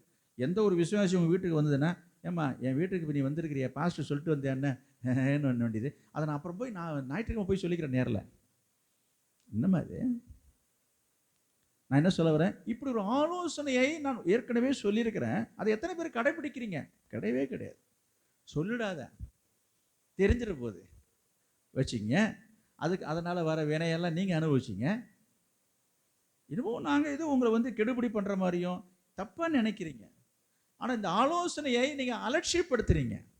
உங்கள் நல்லதுக்காக சொல்கிற ஆலோசனையை நீங்கள் தவறாக நினைக்கிறீங்கன்றது எனக்கு தெரியுது. அதனால் உங்கள் இஷ்டம் விட்டேன் நான். எனக்கு தெரியாதா? ஒரு ஆலோசனை சொல்கிறேன்னா ஒன்று அன்னைக்கு தான் சொல்கிறோம், நாளைக்கு வந்துட்டதுக்கப்புறம் ஐயோ இந்த மாதிரி ஆயிடுச்சுங்க பிரச்சனைன்றாங்க. ஆகட்டும், ஆகக்கூடாதுன்றது தான் ஏன் முன்னாடி சொன்னேன். முடிஞ்சதுக்கப்புறம் வந்து உட்காந்து அழுதுட்டு இருக்கிறேன். என் வீட்டுக்கு வந்து இப்படி பேசுனாங்க, அப்படி பேசுகிறாங்க, என்னட்டு இருந்து எப்படி செஞ்சாங்க, அப்படி பண்ணாங்க, என்னை பற்றி அப்படி பேசுகிறாங்க, இப்படி பேசுகிறாங்கன்னு முண்டுக்க முட்டிக்க மோதிக்க. யாரை கேட்டு போனீங்க? அட்ட சொன்னீங்களா? ஆலோசனை கேட்டிங்களா? இதுக்கெல்லாமா நாங்கள் உங்கள்கிட்ட சொல்லணும்? வசனத்தோட தான் நான் பேசிகிட்டு இருக்கிறேன். ஆலோசனை கேட்கணும். நான் சொல்கிறேன் உன் வீட்டுக்காரி, அதுவும் கேட்டால் தப்பு கிடையாது. நான் சொல்கிறேன் சபை சம்பந்தப்பட்ட விஷயத்தை நான் சொல்லிட்டு வரேன், ஊழிய சம்பந்தப்பட்டதை சொல்கிறேன். சபையில் இருக்கிற விசுவாசி உனக்கு எப்படி தெரியும்? நீ ஒரு விசுவாசி வீட்டுக்கு போகிற, எதை வச்சியா போகிற? உனக்கு யார் வேணும்? அக்காவா, தங்கச்சியா, மாமனா, மச்சானா, என்னது? எங்கேருந்து வந்து வரவேன்? சபைக்கு வந்தால் பார்த்தா ஒருத்தர் பார்த்துக்கிட்டீங்க, பேசிக்கிட்டீங்க. இந்த சபை மூலமாக உனக்கு உறவு தொடர்பு கிடைச்சிச்சு, திரும்ப நீங்கள் உங்களுக்குள்ளே குழையிறது இழையிறது. இது எந்த விதத்தில் சரின்னு தெரியல எனக்கு. நியாயமே கிடையாது. அது வந்து எனக்கு தெரிய கொடுத்தவங்க தான். இவங்களுக்குள்ள ரகசிய உறவம் வச்சிங்க, பட்டுங்க, முட்டிங்க, மோதிங்க, எதாவது பண்ணிட்டு போங்க. நஷ்டம் உங்களுக்கு தான். அது முதல்ல தவறுன்னு சில பேர் புரிஞ்சிக்க மாட்டாங்க. இது நம்ம விஷயத்தில் தலையிடுறாரு, ஏன்னா எதாக இருந்தாலும் போய் பாஸ்வேர்டை தான் போய் சொல்லணுமே. நான் அந்த அதிகாரத்துக்கே வரலையா, நான் அந்த அண்டிஷன் வரல.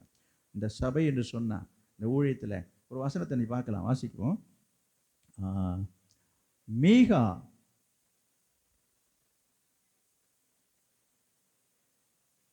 ஓகே, ஒரு நிமிஷம். மீகா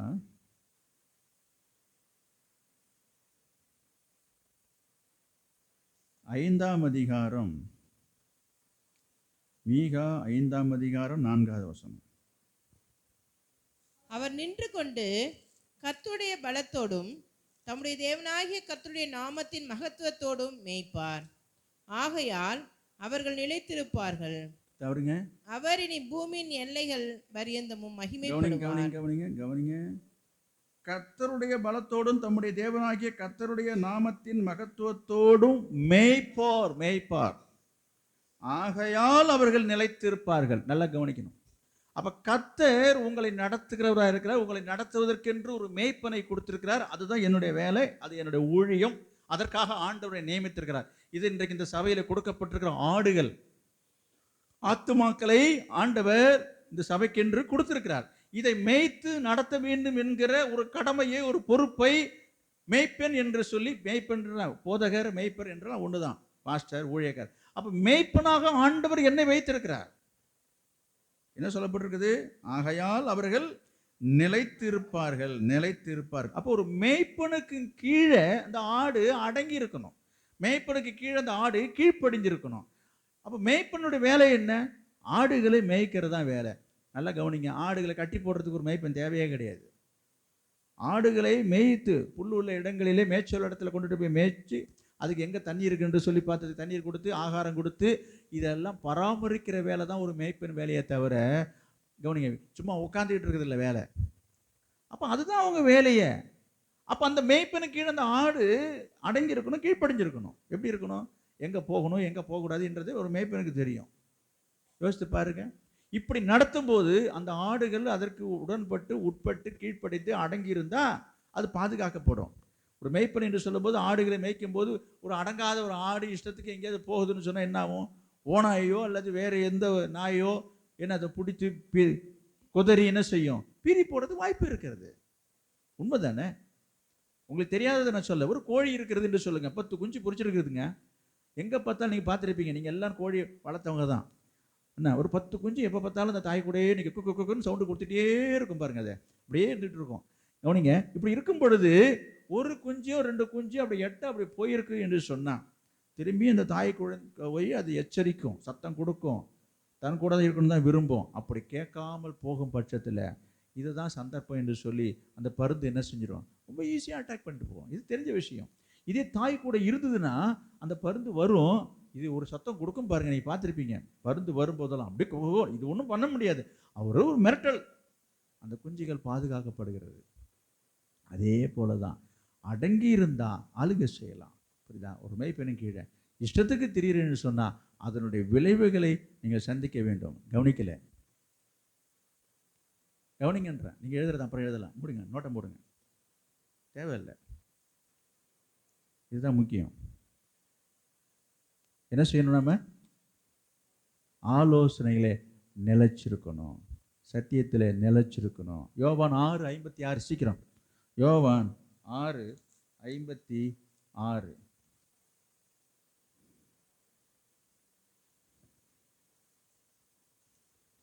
என் மாம்சத்தை புசித்து என் இரத்தத்தை பானம் பண்ணுகிறவன் என்னிலே நிலைத்திருக்கிறான், நானும் அவனிலே நிலைத்திருக்கிறேன். கவனிங்க, நிலைச்சிருக்கணும்னு நான் சொல்றதை முடிக்கிறேன். மாம்சத்தை புசித்து என் இரத்தத்தை பானம் பண்ணுகிறவன் என்னிலே நிலைச்சிருக்கிறான். யார் இது? இது எது குறிக்கிறது? திருவிருந்து. கவனிங்க, ரட்சிக்கப்பட்டிருக்கிற விசுவாசிகள் எல்லாரும் எதுக்கு அவசியம், கட்டாயம் அந்த திருவிருந்தில் பங்கெடுக்க வேண்டும் என்று நம்ம சொல்லுகிறோம்? யோசித்து பாருங்க. இப்போ சில பேருக்கு இந்த காரியம் புரியல, சில பேர் அதை கடைப்பிடிக்கிறீங்க, கை கொள்றீங்க. இதில் நம்ம நிலைச்சிருக்கிறதுடைய அடையாளம். நீங்கள் கர்த்தருக்குள்ளே நிலைத்திருக்கணும். 2வது, நீங்கள் ஆண்டவர் உங்களை வைத்த இடத்திலே, வைத்த சபையிலே, தெரிந்து கொண்ட ஸ்தானத்திலே, தெரிந்து கொண்ட ஸ்தலத்திலே நீங்கள் நிலைத்திருக்கணும். அந்த ஐக்கியத்தினுடைய அடையாளம் தான் இந்த திருவிருந்து அடையாளம். இந்த திருவிருந்து எடுத்துக்கொள்வது என்ன? அந்த ஐக்கியத்தின் அடையாளம். அதனால தான் எங்கே இருந்தாலும் சரி, எப்பாடுபட்டாலும் சரி, கர்த்தர் உங்களை தெரிந்து கொண்ட ஸ்தானத்துக்கு நீங்கள் வரணும். திருவிருந்தில் நான் சொல்கிறேன், நம்ம விசுவாசி எங்கே இருந்தாலும் அங்கே ஆலயத்துக்கு வரணும்னு சொல்கிற காரணம் அங்கே தான் இருக்குது. அப்போ ஒரு ஆண்டவர் கொடுத்த அந்த மேய்ப்பனுக்குள்ளே அந்த ஆடு அடங்கி இருக்கணும். அதுதான் அர்த்தம். இது சும்மா எங்கே பார்த்தாலும் தான் திருவந்து கொடுக்குறாங்க, எல்லா சபையிலும் தான் கொடுக்குறாங்களேன்னு சில பேர் சொல்கிறாங்க. அது சரியில்லை, அது ஒழுங்கு இல்லை. நான் சொல்கிறேன், நம்ம சபையில் ரட்சிக்கப்பட்டு ஞானஸ்தானம் எடுத்து நம்ம சபை விசுவாசிகள் நம்ம சபையில் தான் திருவிந்து எடுக்கணும். அதுதான் நீங்கள் இதில் நிலைச்சிருக்கிறதுக்கு அடையாளம். புரியுதுங்களா? நாங்கள் அங்கேயே எடுத்துக்கிட்டு நீங்கள் ரொம்ப அவசியம் சொன்னீங்க, அவசியம்தான். அதுக்காக அப்புறம் இதில் நிலைச்சி இல்லைன்றது அடையாளமாகுதே, எடுக்கக்கூடாது. இங்கே தான் நம்ம திருவிந்து எடுக்கணும். ஒரே சபையில் ஒரே மேய்ப்பனுக்கு கீழாக தான் நம்ம அடங்கி இருக்கணும், அதில் நம்ம நிலைச்சிருக்கணும். தாவீது சொல்கிறாரு, என்ன சொன்னார்? முதல்ல நாங்கள் நிலைச்சிருப்போமோ என்று சொல்லி எங்களுக்கு நம்பிக்கை இல்லைன்னு சொன்னார் இல்லையா? ஆரம்பத்தில் படிக்கும்போது சொன்னார். 1 நாளாம் 29:15 அந்த தாவீது சொல்கிறாரு. சங்கீதம் 23:8 பாருங்கள், சீக்கிரம் நான் முடிக்கிறேன். சங்கீதம் 23:8 நான் கர்த்தருடைய வீட்டிலே நீடித்த நாட்களாய் நான் நிலைத்திருப்பேன். கவனிங்க, நீங்கள் நிலைச்சிருக்கணும்னா கர்த்தர் உங்களை தெரிந்து கொண்ட இடத்துல, கர்த்தர் உங்களை வைத்த இடத்துல, கர்த்தர் எந்த இடத்துல ஆண்டவர் உங்களை வைத்திருக்கிறாரோ அந்த இடத்துல நீங்கள் நிலைச்சிருக்கணும். கர்த்தர் ஒவ்வொருத்தரும் ஒரு இடத்தை வைத்திருக்கிறார். எனவே ஆண்டவர் தெரிந்து கொண்ட இந்த ஸ்தலத்தில் நீங்கள் நிலைச்சிருக்கணும். கர்த்தருடைய வீட்டில் நீங்கள் நிலைத்திருந்தா நீங்கள் என்றைக்கும் நிலைச்சிருப்பீங்க. இந்த சபையில் நிலைச்சிருக்கீங்களா? இந்த ஊழியத்தில் நிலைச்சிருக்கீங்களா? சும்மா அங்கே பச்சை இங்கே பச்சைன்னு ஓடக்கூடாது. நான் சொல்கிறேன், எங்கேயும் சபை இருக்குது இல்லைன்னு நான் சொல்ல, அப்படி போகக்கூடாது. எந்த சபைக்கும் போகக்கூடாது. கர்த்தர் உங்களுக்குன்ற இடத்தை வச்சுருக்காரு. ஏன்னா அப்படிலாம் இங்கே பாருங்கள், இதில் சில பேருக்கு இன்னும் பெரிய ப்ராட் மைண்ட் தான் அவங்களுக்கு. அவனிங்க இந்த நிலச்சிருக்க இடத்துலேருந்து இந்த நாட்டை பிடுங்கி மாற்றி இன்றைக்கி சில பேர் ஒவ்வொரு சபையாக மாறி போயிட்டு இருக்கிறாங்க பாருங்கள். இதெல்லாம் நிலச்சிருக்குன்னு நினைக்கிறீங்க? இது நிலச்சிருக்காது, இது வளராது. நீங்கள் யோசித்து பாருங்கள், எந்த ஒரு மரமாக இருக்கட்டும், ஒரு செடியாக இருக்கட்டும், எந்த ஒரு காரியமாக இருக்கட்டும்ங்க, கவனிங்க, ஒரு மாதம் என்ன, ஒரு வருஷம் என்ன, 6 மாதம் என்ன, ஏதோ ஒன்று ஒரு இடத்துலேருந்து பிடுங்கி இன்னொரு இடத்துல வைக்கிறது, ரெண்டாச்சுங்க. இன்னும் ஒரு கொஞ்சம் நாள் கழிச்சு திரும்ப அதை பிடுங்கி இன்னொரு இடத்துல வைக்கிறது, திரும்ப அங்கேருந்து பிடுங்கி இன்னொரு இடத்துல வைக்கிறது. இதனுடைய வளர்ச்சி எப்படி இருக்குது என்பதை நீங்களே நிதானிச்சு பாருங்கள், நீங்களே புரிஞ்சுப்பீங்க. அதுபோல் இன்றைக்கி சபை விட்டு போயிட்டே இருப்பாங்க. அது ஒழுங்கு கிடையாது. அவங்க நிலச்சிருக்க முடியாது, வளரவும் முடியாது. அது உங்களுக்கே புரியும். அப்போ நம்ம வளரணும்னு என்று சொன்னால் ஒரே இடத்துல நம்ம நிலச்சிருக்கணும். புரியுதா? அப்படி நீங்கள் நிலச்சிருந்தீங்கன்னா தான் இந்த சபையில், இந்த ஐக்கியத்தில், இந்த ஆராதனையில் நீங்கள் நிலச்சிருந்தீங்க என்று சொன்னால் உன் வாழ்க்கை, உன் குடும்பம், உன் எதிர்காலம், உன் பிள்ளைங்க, உன் தொழில் என்றென்றைக்கும் நிலைத்திருக்கும் என்று கர்த்தர் சொல்லுகிறார். கடைசியாக நான் சொல்லி நான் முடிக்கப் போகிறேன். 1 யோவான் 2ஆம் அதிகாரம். கவனிங்க, இன்றைக்கி நிறைய பேர் பைபிள் படிக்கிறேன், குறிப்பு எடுக்கிறேன்ற பேரில் தூங்கிட்டு இருக்கீங்க. நான் இங்கே மூச்சை கட்டால் என்ன கத்திட்டு இருக்கிறேன், என் தூக்கத்தை விட்டுட்டு நீங்கள் வசதியாக உட்காந்துட்டு தூங்குறீங்க. கவனிங்க, இன்றைக்கி இந்த சத்தியத்தை நான் முடிக்க போகிறேன். இப்போ கேட்டுட்டு இருக்கும்போது நீங்கள் நினைக்கலாம், இப்போ நீங்கள் கேட்குறதாக நான் சொல்கிறேன். இப்போ நாங்களாம் இப்போ நிலச்சிருக்கோன்றீங்களா இல்லைன்றீங்களா? இன்னும் நீங்கள் பாட்டுக்கு போய் பேசிகிட்டு இருக்கீங்க அப்படின்னு நீங்கள் யாரும் என்ன கேட்கல. சும்மா நானாகவே ஒரு கேள்வி கேட்டுக்கிறேன். நாங்களாம் இப்போ நிலச்சிருக்கலையா? நாங்களாம் நினச்சி தான் இருக்கிறோம். நாங்கள் இத்தனை வருஷமாக அந்த சபையில் நிலச்சிருக்குல்ல, 28 வருஷமாக அந்த சபையில் நிலச்சிருக்குல்ல. நான் சொல்கிறேன், நிலச்சிருக்கீங்க. நான் அதை இல்லைன்னு சொல்லலை. 28 வருஷமாக இருக்கீங்க, 22 வருஷமாக இருக்கீங்க, 12 வருஷமாக இருக்கீங்க, ரொம்ப சந்தோஷம். நான் உங்களை சொல்கிறேன், உங்களை பார்த்து ஒரு கேள்வி நான் கேட்கல. இங்கே இருக்க வசனம், இப்போ நான் சொல்ல போகிற வசனம், நீங்கள் நிலச்சிருக்கிறதுன்றது உண்மையாக இருந்தால் 1 யோவான் 2ஆம் அதிகாரம் 6வது வசனம், அவருக்குள்ள நிலைத்திருக்கிறேன் என்று சொல்லுகிறவன். அப்படி சொல்றவங்க சொல்றீங்களா? அப்படி சொல்லுகிறவன் அவர் நடந்தபடியே நானும் நடக்க வேண்டும். இதுக்கு நீங்க என்ன பதில் சொல்லுங்க? வாய் முடிப்பீங்களா? நீங்க நிலைச்சிருக்கேன்னு சொல்றீங்க அல்லது மனசுல நினைச்சிட்டு இருக்கீங்க. இப்ப கேட்டால் அப்படி தான் சொல்லுவீங்க. நாங்கள்லாம் 22 வருஷமாக நினச்சிக்கலையா? நாங்கள் ஏதாவது சபை விட்டு, இப்போ நீங்கள் சொல்லிட்டு இருந்த மாதிரி நாங்கள் என்ன சபை விட்டு போயிட்டு இருந்தோம், உட்காந்தோம். நாங்கள் ஆரம்பத்தில் நம்ம அந்த இதில் ஆரம்பித்ததுலேருந்து நாங்கள் இருக்கோம் தெரியுங்களா? நான் சொல்கிறேன், அதெல்லாம் எனக்கும் தெரியுங்க. நான் அதெல்லாம் இல்லைன்னு சொல்லலைங்க. நீங்கள் எல்லாமே ரொம்ப காலமாக நினச்சிருக்கீங்க, நான் அதை பாராட்டுறேன். இந்த நினப்போடு போயிடாதீங்க. இந்த நினப்பு பொழப்பை கெடுத்துருமா? எது இந்த மாதிரி நினப்பு? நீங்கள் அவருக்குள்ளே நிலைத்திருக்கிறேன் என்று சொல்லுகிறவன், என்ன போட்டிருக்கேன்? அவருக்குள்ளே நிலைத்திருக்கிறேன் என்று சொல்லுகிறவன் அவர் நடந்தபடியே தானும் நடக்க வேண்டும். சொல்லுங்க வேதநாயகம், சொல்லுங்க. இத்தனை வருஷமா நம்ம நிலைச்சிருக்கிறோம்னு சொல்றோமே, அவர் நடந்தபடியே அவர் நடந்தபடியே நடக்கணும். நடக்கிறீங்களா? இப்போ சொல்லுங்க, எத்தனை வருஷமா இருந்தா போதுமா? அவர் நடந்தபடி நடக்கணும். இப்போ நம்ம யோசிக்க வேண்டியதா இருக்கு. என்னது? அப்போ நம்ம சத்தியத்தில் நிலைச்சிருக்கல, உபதேசத்தில் நிலைச்சிருக்கல. புரியுதா உங்களுக்கு? அப்போ நிறைய காரியங்கள் விசுவாசத்தில் நிலைச்சிருக்கல, அபிஷேகத்தில் நிலைச்சிருக்கல, அழைப்பில் நிலைச்சிருக்கல. அப்போ நிறைய காரியத்தில் வீக் ஆகிட்டோன்றது உங்களுக்கு புரியுதா இல்லையா? அதை கொஞ்சம் சரி பண்ணிக்கிங்கன்னு நான் சொல்ல வரேன். யோசித்து பாருங்க. என்னது? ஓஹோ, நிறைய ஓட்ட உடச்சல் இருக்குது. நிலச்சி இருக்கீங்க, என்னது? வளராதபடிக்கு நிறைய உடைச்சல் இருக்குது. அதை முதல்ல அடைங்க. வருஷம் பூரா இங்கே இருந்துட்டா மட்டும் போதாது, நிலைச்சிருக்கணும் தான். ஆண்டவர் சொல்கிற வசனம் என்ன? அவருக்குள்ளே நிலைத்திருக்கிறேன் என்று சொல்லுகிறவன் என்ன செய்யணும்? அவர் நடந்தபடியே நடக்கும். அவர் நடந்த மாதிரி நடக்கிறீங்களா? அவரை போல பேசுகிறீங்களா? அவரை போல இருக்கீங்களா? அவரை போல எல்லாத்தையும் அன்பு செலுத்துறீங்களா? அவர் போல மற்றவங்களுடைய குற்றங்களை மன்னிக்கிறீங்களா? மற்றவங்களை நேசிக்கிறீங்களா? கசப்பு இல்லாமல் இருக்கீங்களா? விரோதம் இல்லாமல் இருக்கீங்களா? வைராக்கியம் இல்லாமல் இருக்கீங்களா? பொறாமை இல்லாமல் இருக்கீங்களா? போட்டி போடாமல் இருக்கீங்களா? கர்த்தருடைய வேலையை செய்கிறீங்களா? சோர்ந்து போகாமல் ஊழியம் செய்கிறீங்களா? ஜெபத்தை உறுதியாக தடுத்து இருக்கீங்களா? விசுவாசத்தில் நிலைத்திருக்கீங்களா? ஆலயத்துக்கு வருகிற விஷயங்களை, ஆராதனை விஷயங்களில் முக்கியத்துவம் கொடுத்து தவறாமல் ஆராதனைக்கு வரீங்களா? ஓய்வு நாளை நீங்கள் முக்கியத்துவம் கொடுத்து அதுக்கு செய்ய வேண்டியதை செய்கிறீங்களா? கர்த்தருக்கு ஊழியம் செய்கிறீங்களா? கர்த்தருக்கு செலுத்த வேண்டிய காரியங்களுக்கு உண்மையாக இருக்கீங்களா? காணிக்கை தசமபாகங்கள் உண்மையாக இருக்கீங்களா? சொல்லிக்கிட்டே போகலாம். அவர் நடந்தபடியே தானும் நடக்கணும். இருக்கீங்களா? ஊழியம் செய்கிறீங்களா? ஆத்து மக்களை ஆதாயம் பண்ணுறீங்களா? சத்தியத்தை சொல்கிறீங்களா? சுவிசேஷம் சொல்கிறீங்களா? சொல்லுங்களா பார்ப்போம். 22 வருஷமாக இருந்துகிட்டு இருக்கிறோமே, 28 வருஷமாக நாங்கள் நிலைச்சிருக்கிறோம் இங்கே. வெரி குட், நல்லது. இயேசுதான் சொல்கிறாரு, நீங்கள் என்னிலே நிலைத்திருந்தால் நீங்கள் அதிகமான கனி கொடுக்குறோமா? நிலைச்சிருக்கீங்க இல்லைன்னு சொல்ல. கனி கொடுக்குறீங்களா? கனி கொடுத்துருக்கீங்களா? ஐயோ, சரி பண்ணுங்க. என்றைக்கும் நிலைச்சிருப்பேன். கடைசி வசனம் 1 யோவான் 2ஆம் அதிகாரம் 28வது வசனம். கடைசியாக சொல்லி நான் முடிக்கிறேன். 1 யோவான் 2:28.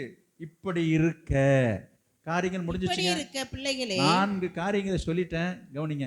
காரியம் இப்படி இருக்குங்க. இப்படி இருக்க பிள்ளைகளே, அவர் வெளிப்படும் பொழுது நாம் அவர் வருகையில் அவருக்கு முன்பாக வெட்கப்பட்டு போகாமல் தைரியமுள்ளவர்களாய் இருக்கும்படிக்கு அவரில் நிலைத்திருங்கள். போதும். அதான் நான் முடிச்சிட்டேன். செய்தி முடிவுக்கு வந்துட்டேன். இப்படிலாம் இருக்கு காரியங்கள். அதனால ஆண்டவர் இயேசு வரப்போகிறாரியா, அவருக்கு முன்னால் போய் நிற்கும் பொழுது நம்ம வெட்கப்பட்டு போகக்கூடாது, தலையை நட்டுட்டு இருக்கக்கூடாது.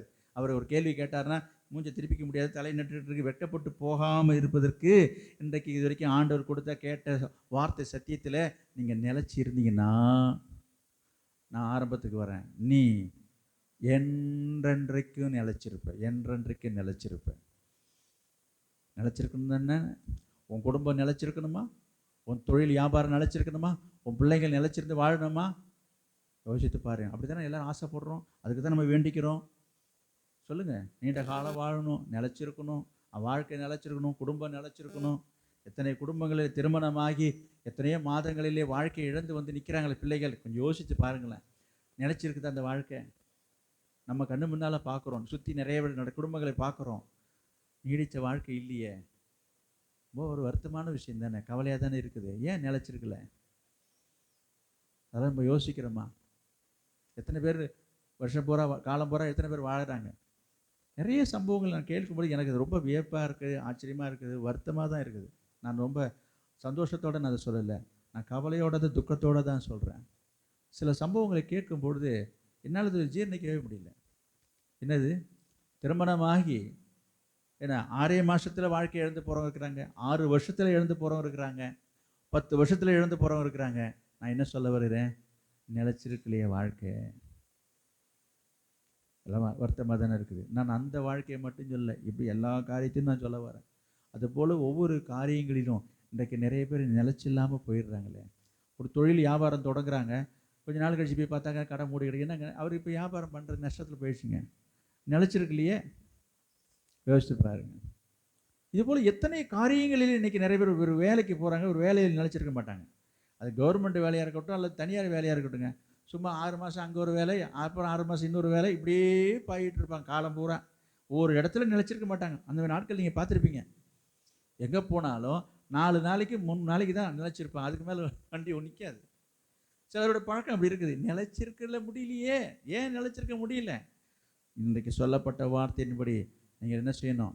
அவருடைய அன்பில் நிலைச்சிருங்க, அவருடைய அபிஷேகத்தில் நிலைச்சிருங்க, அவருடைய அழைப்பில் நிலைத்திருங்க. 4வதாக அவருடைய ஆலோசனை நிலைச்சிருங்க. உங்கள் வாழ்க்கை, உங்கள் குடும்பம், பிள்ளைகளை எல்லாம் என்றென்றைக்கு நிலைத்திருக்கும்படி கர்த்தர் அவளை ஆசீர்வதிப்பார். நாம் ஜெபம் பண்ணுவோம். Price the Lord.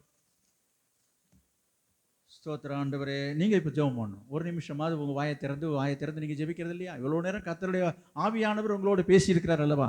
இவ்வளவு வார்த்தைகளை, வசனத்தை நீங்கள் கேட்டிருக்கீங்க இல்லையா? நீங்கள் இப்போ வாயை திறந்து ஒரு வார்த்தை நீங்கள் தான் சொல்லி ஜெபிக்கணும். ஆண்டவரே, நீங்கள் ஒப்பு கொடுத்து ஜெபிக்கிறதுல தான் நீங்கள் என்றென்றைக்கு நிலைத்திருக்க முடியும். என்ன செய்யணும்? இப்போ நீங்கள் ஒப்பு கொடுங்க. ஆண்டவரே, உம்முடைய அன்பிலே நான் நிலைத்திருக்க விரும்புகிறேன். ஆண்டவரே, உம்முடைய அழைப்பில் நான் நிலைத்திருக்க விரும்புகிறேன். ஆண்டவரே, உம்முடைய அபிஷேகத்தில் நிலைத்திருக்க பரிசுத்தமுள்ள எங்கள் நல்ல பிதாவே, நாங்கள் உம்மை ஸ்தோத்திரிக்கிறோம். இன்றைக்கு இந்த நாளிலும் இந்த 6வது மாதத்தில் இந்த சபையாருக்காக, உம்முடைய பிள்ளைகளுக்காக நீர் கொடுத்த நல்ல வார்த்தைகளுக்காக ஸ்தோத்திரம்.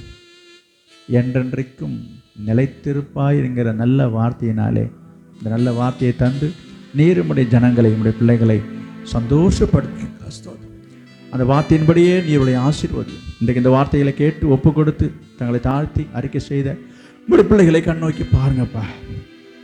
உமக்கு ஸ்தோத்திரம். உம்முடைய அன்பிலே நிலைத்திருக்க கிருபை தாரும். உம்முடைய அபிஷேகத்தில் நிலைத்திருக்க கிருபை தாரும். உம்முடைய அழைப்பிலே நிலைத்திருக்க கிருபை தாரும்.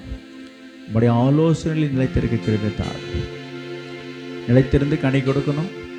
உமக்காக சாட்சியாய் வாழணும்.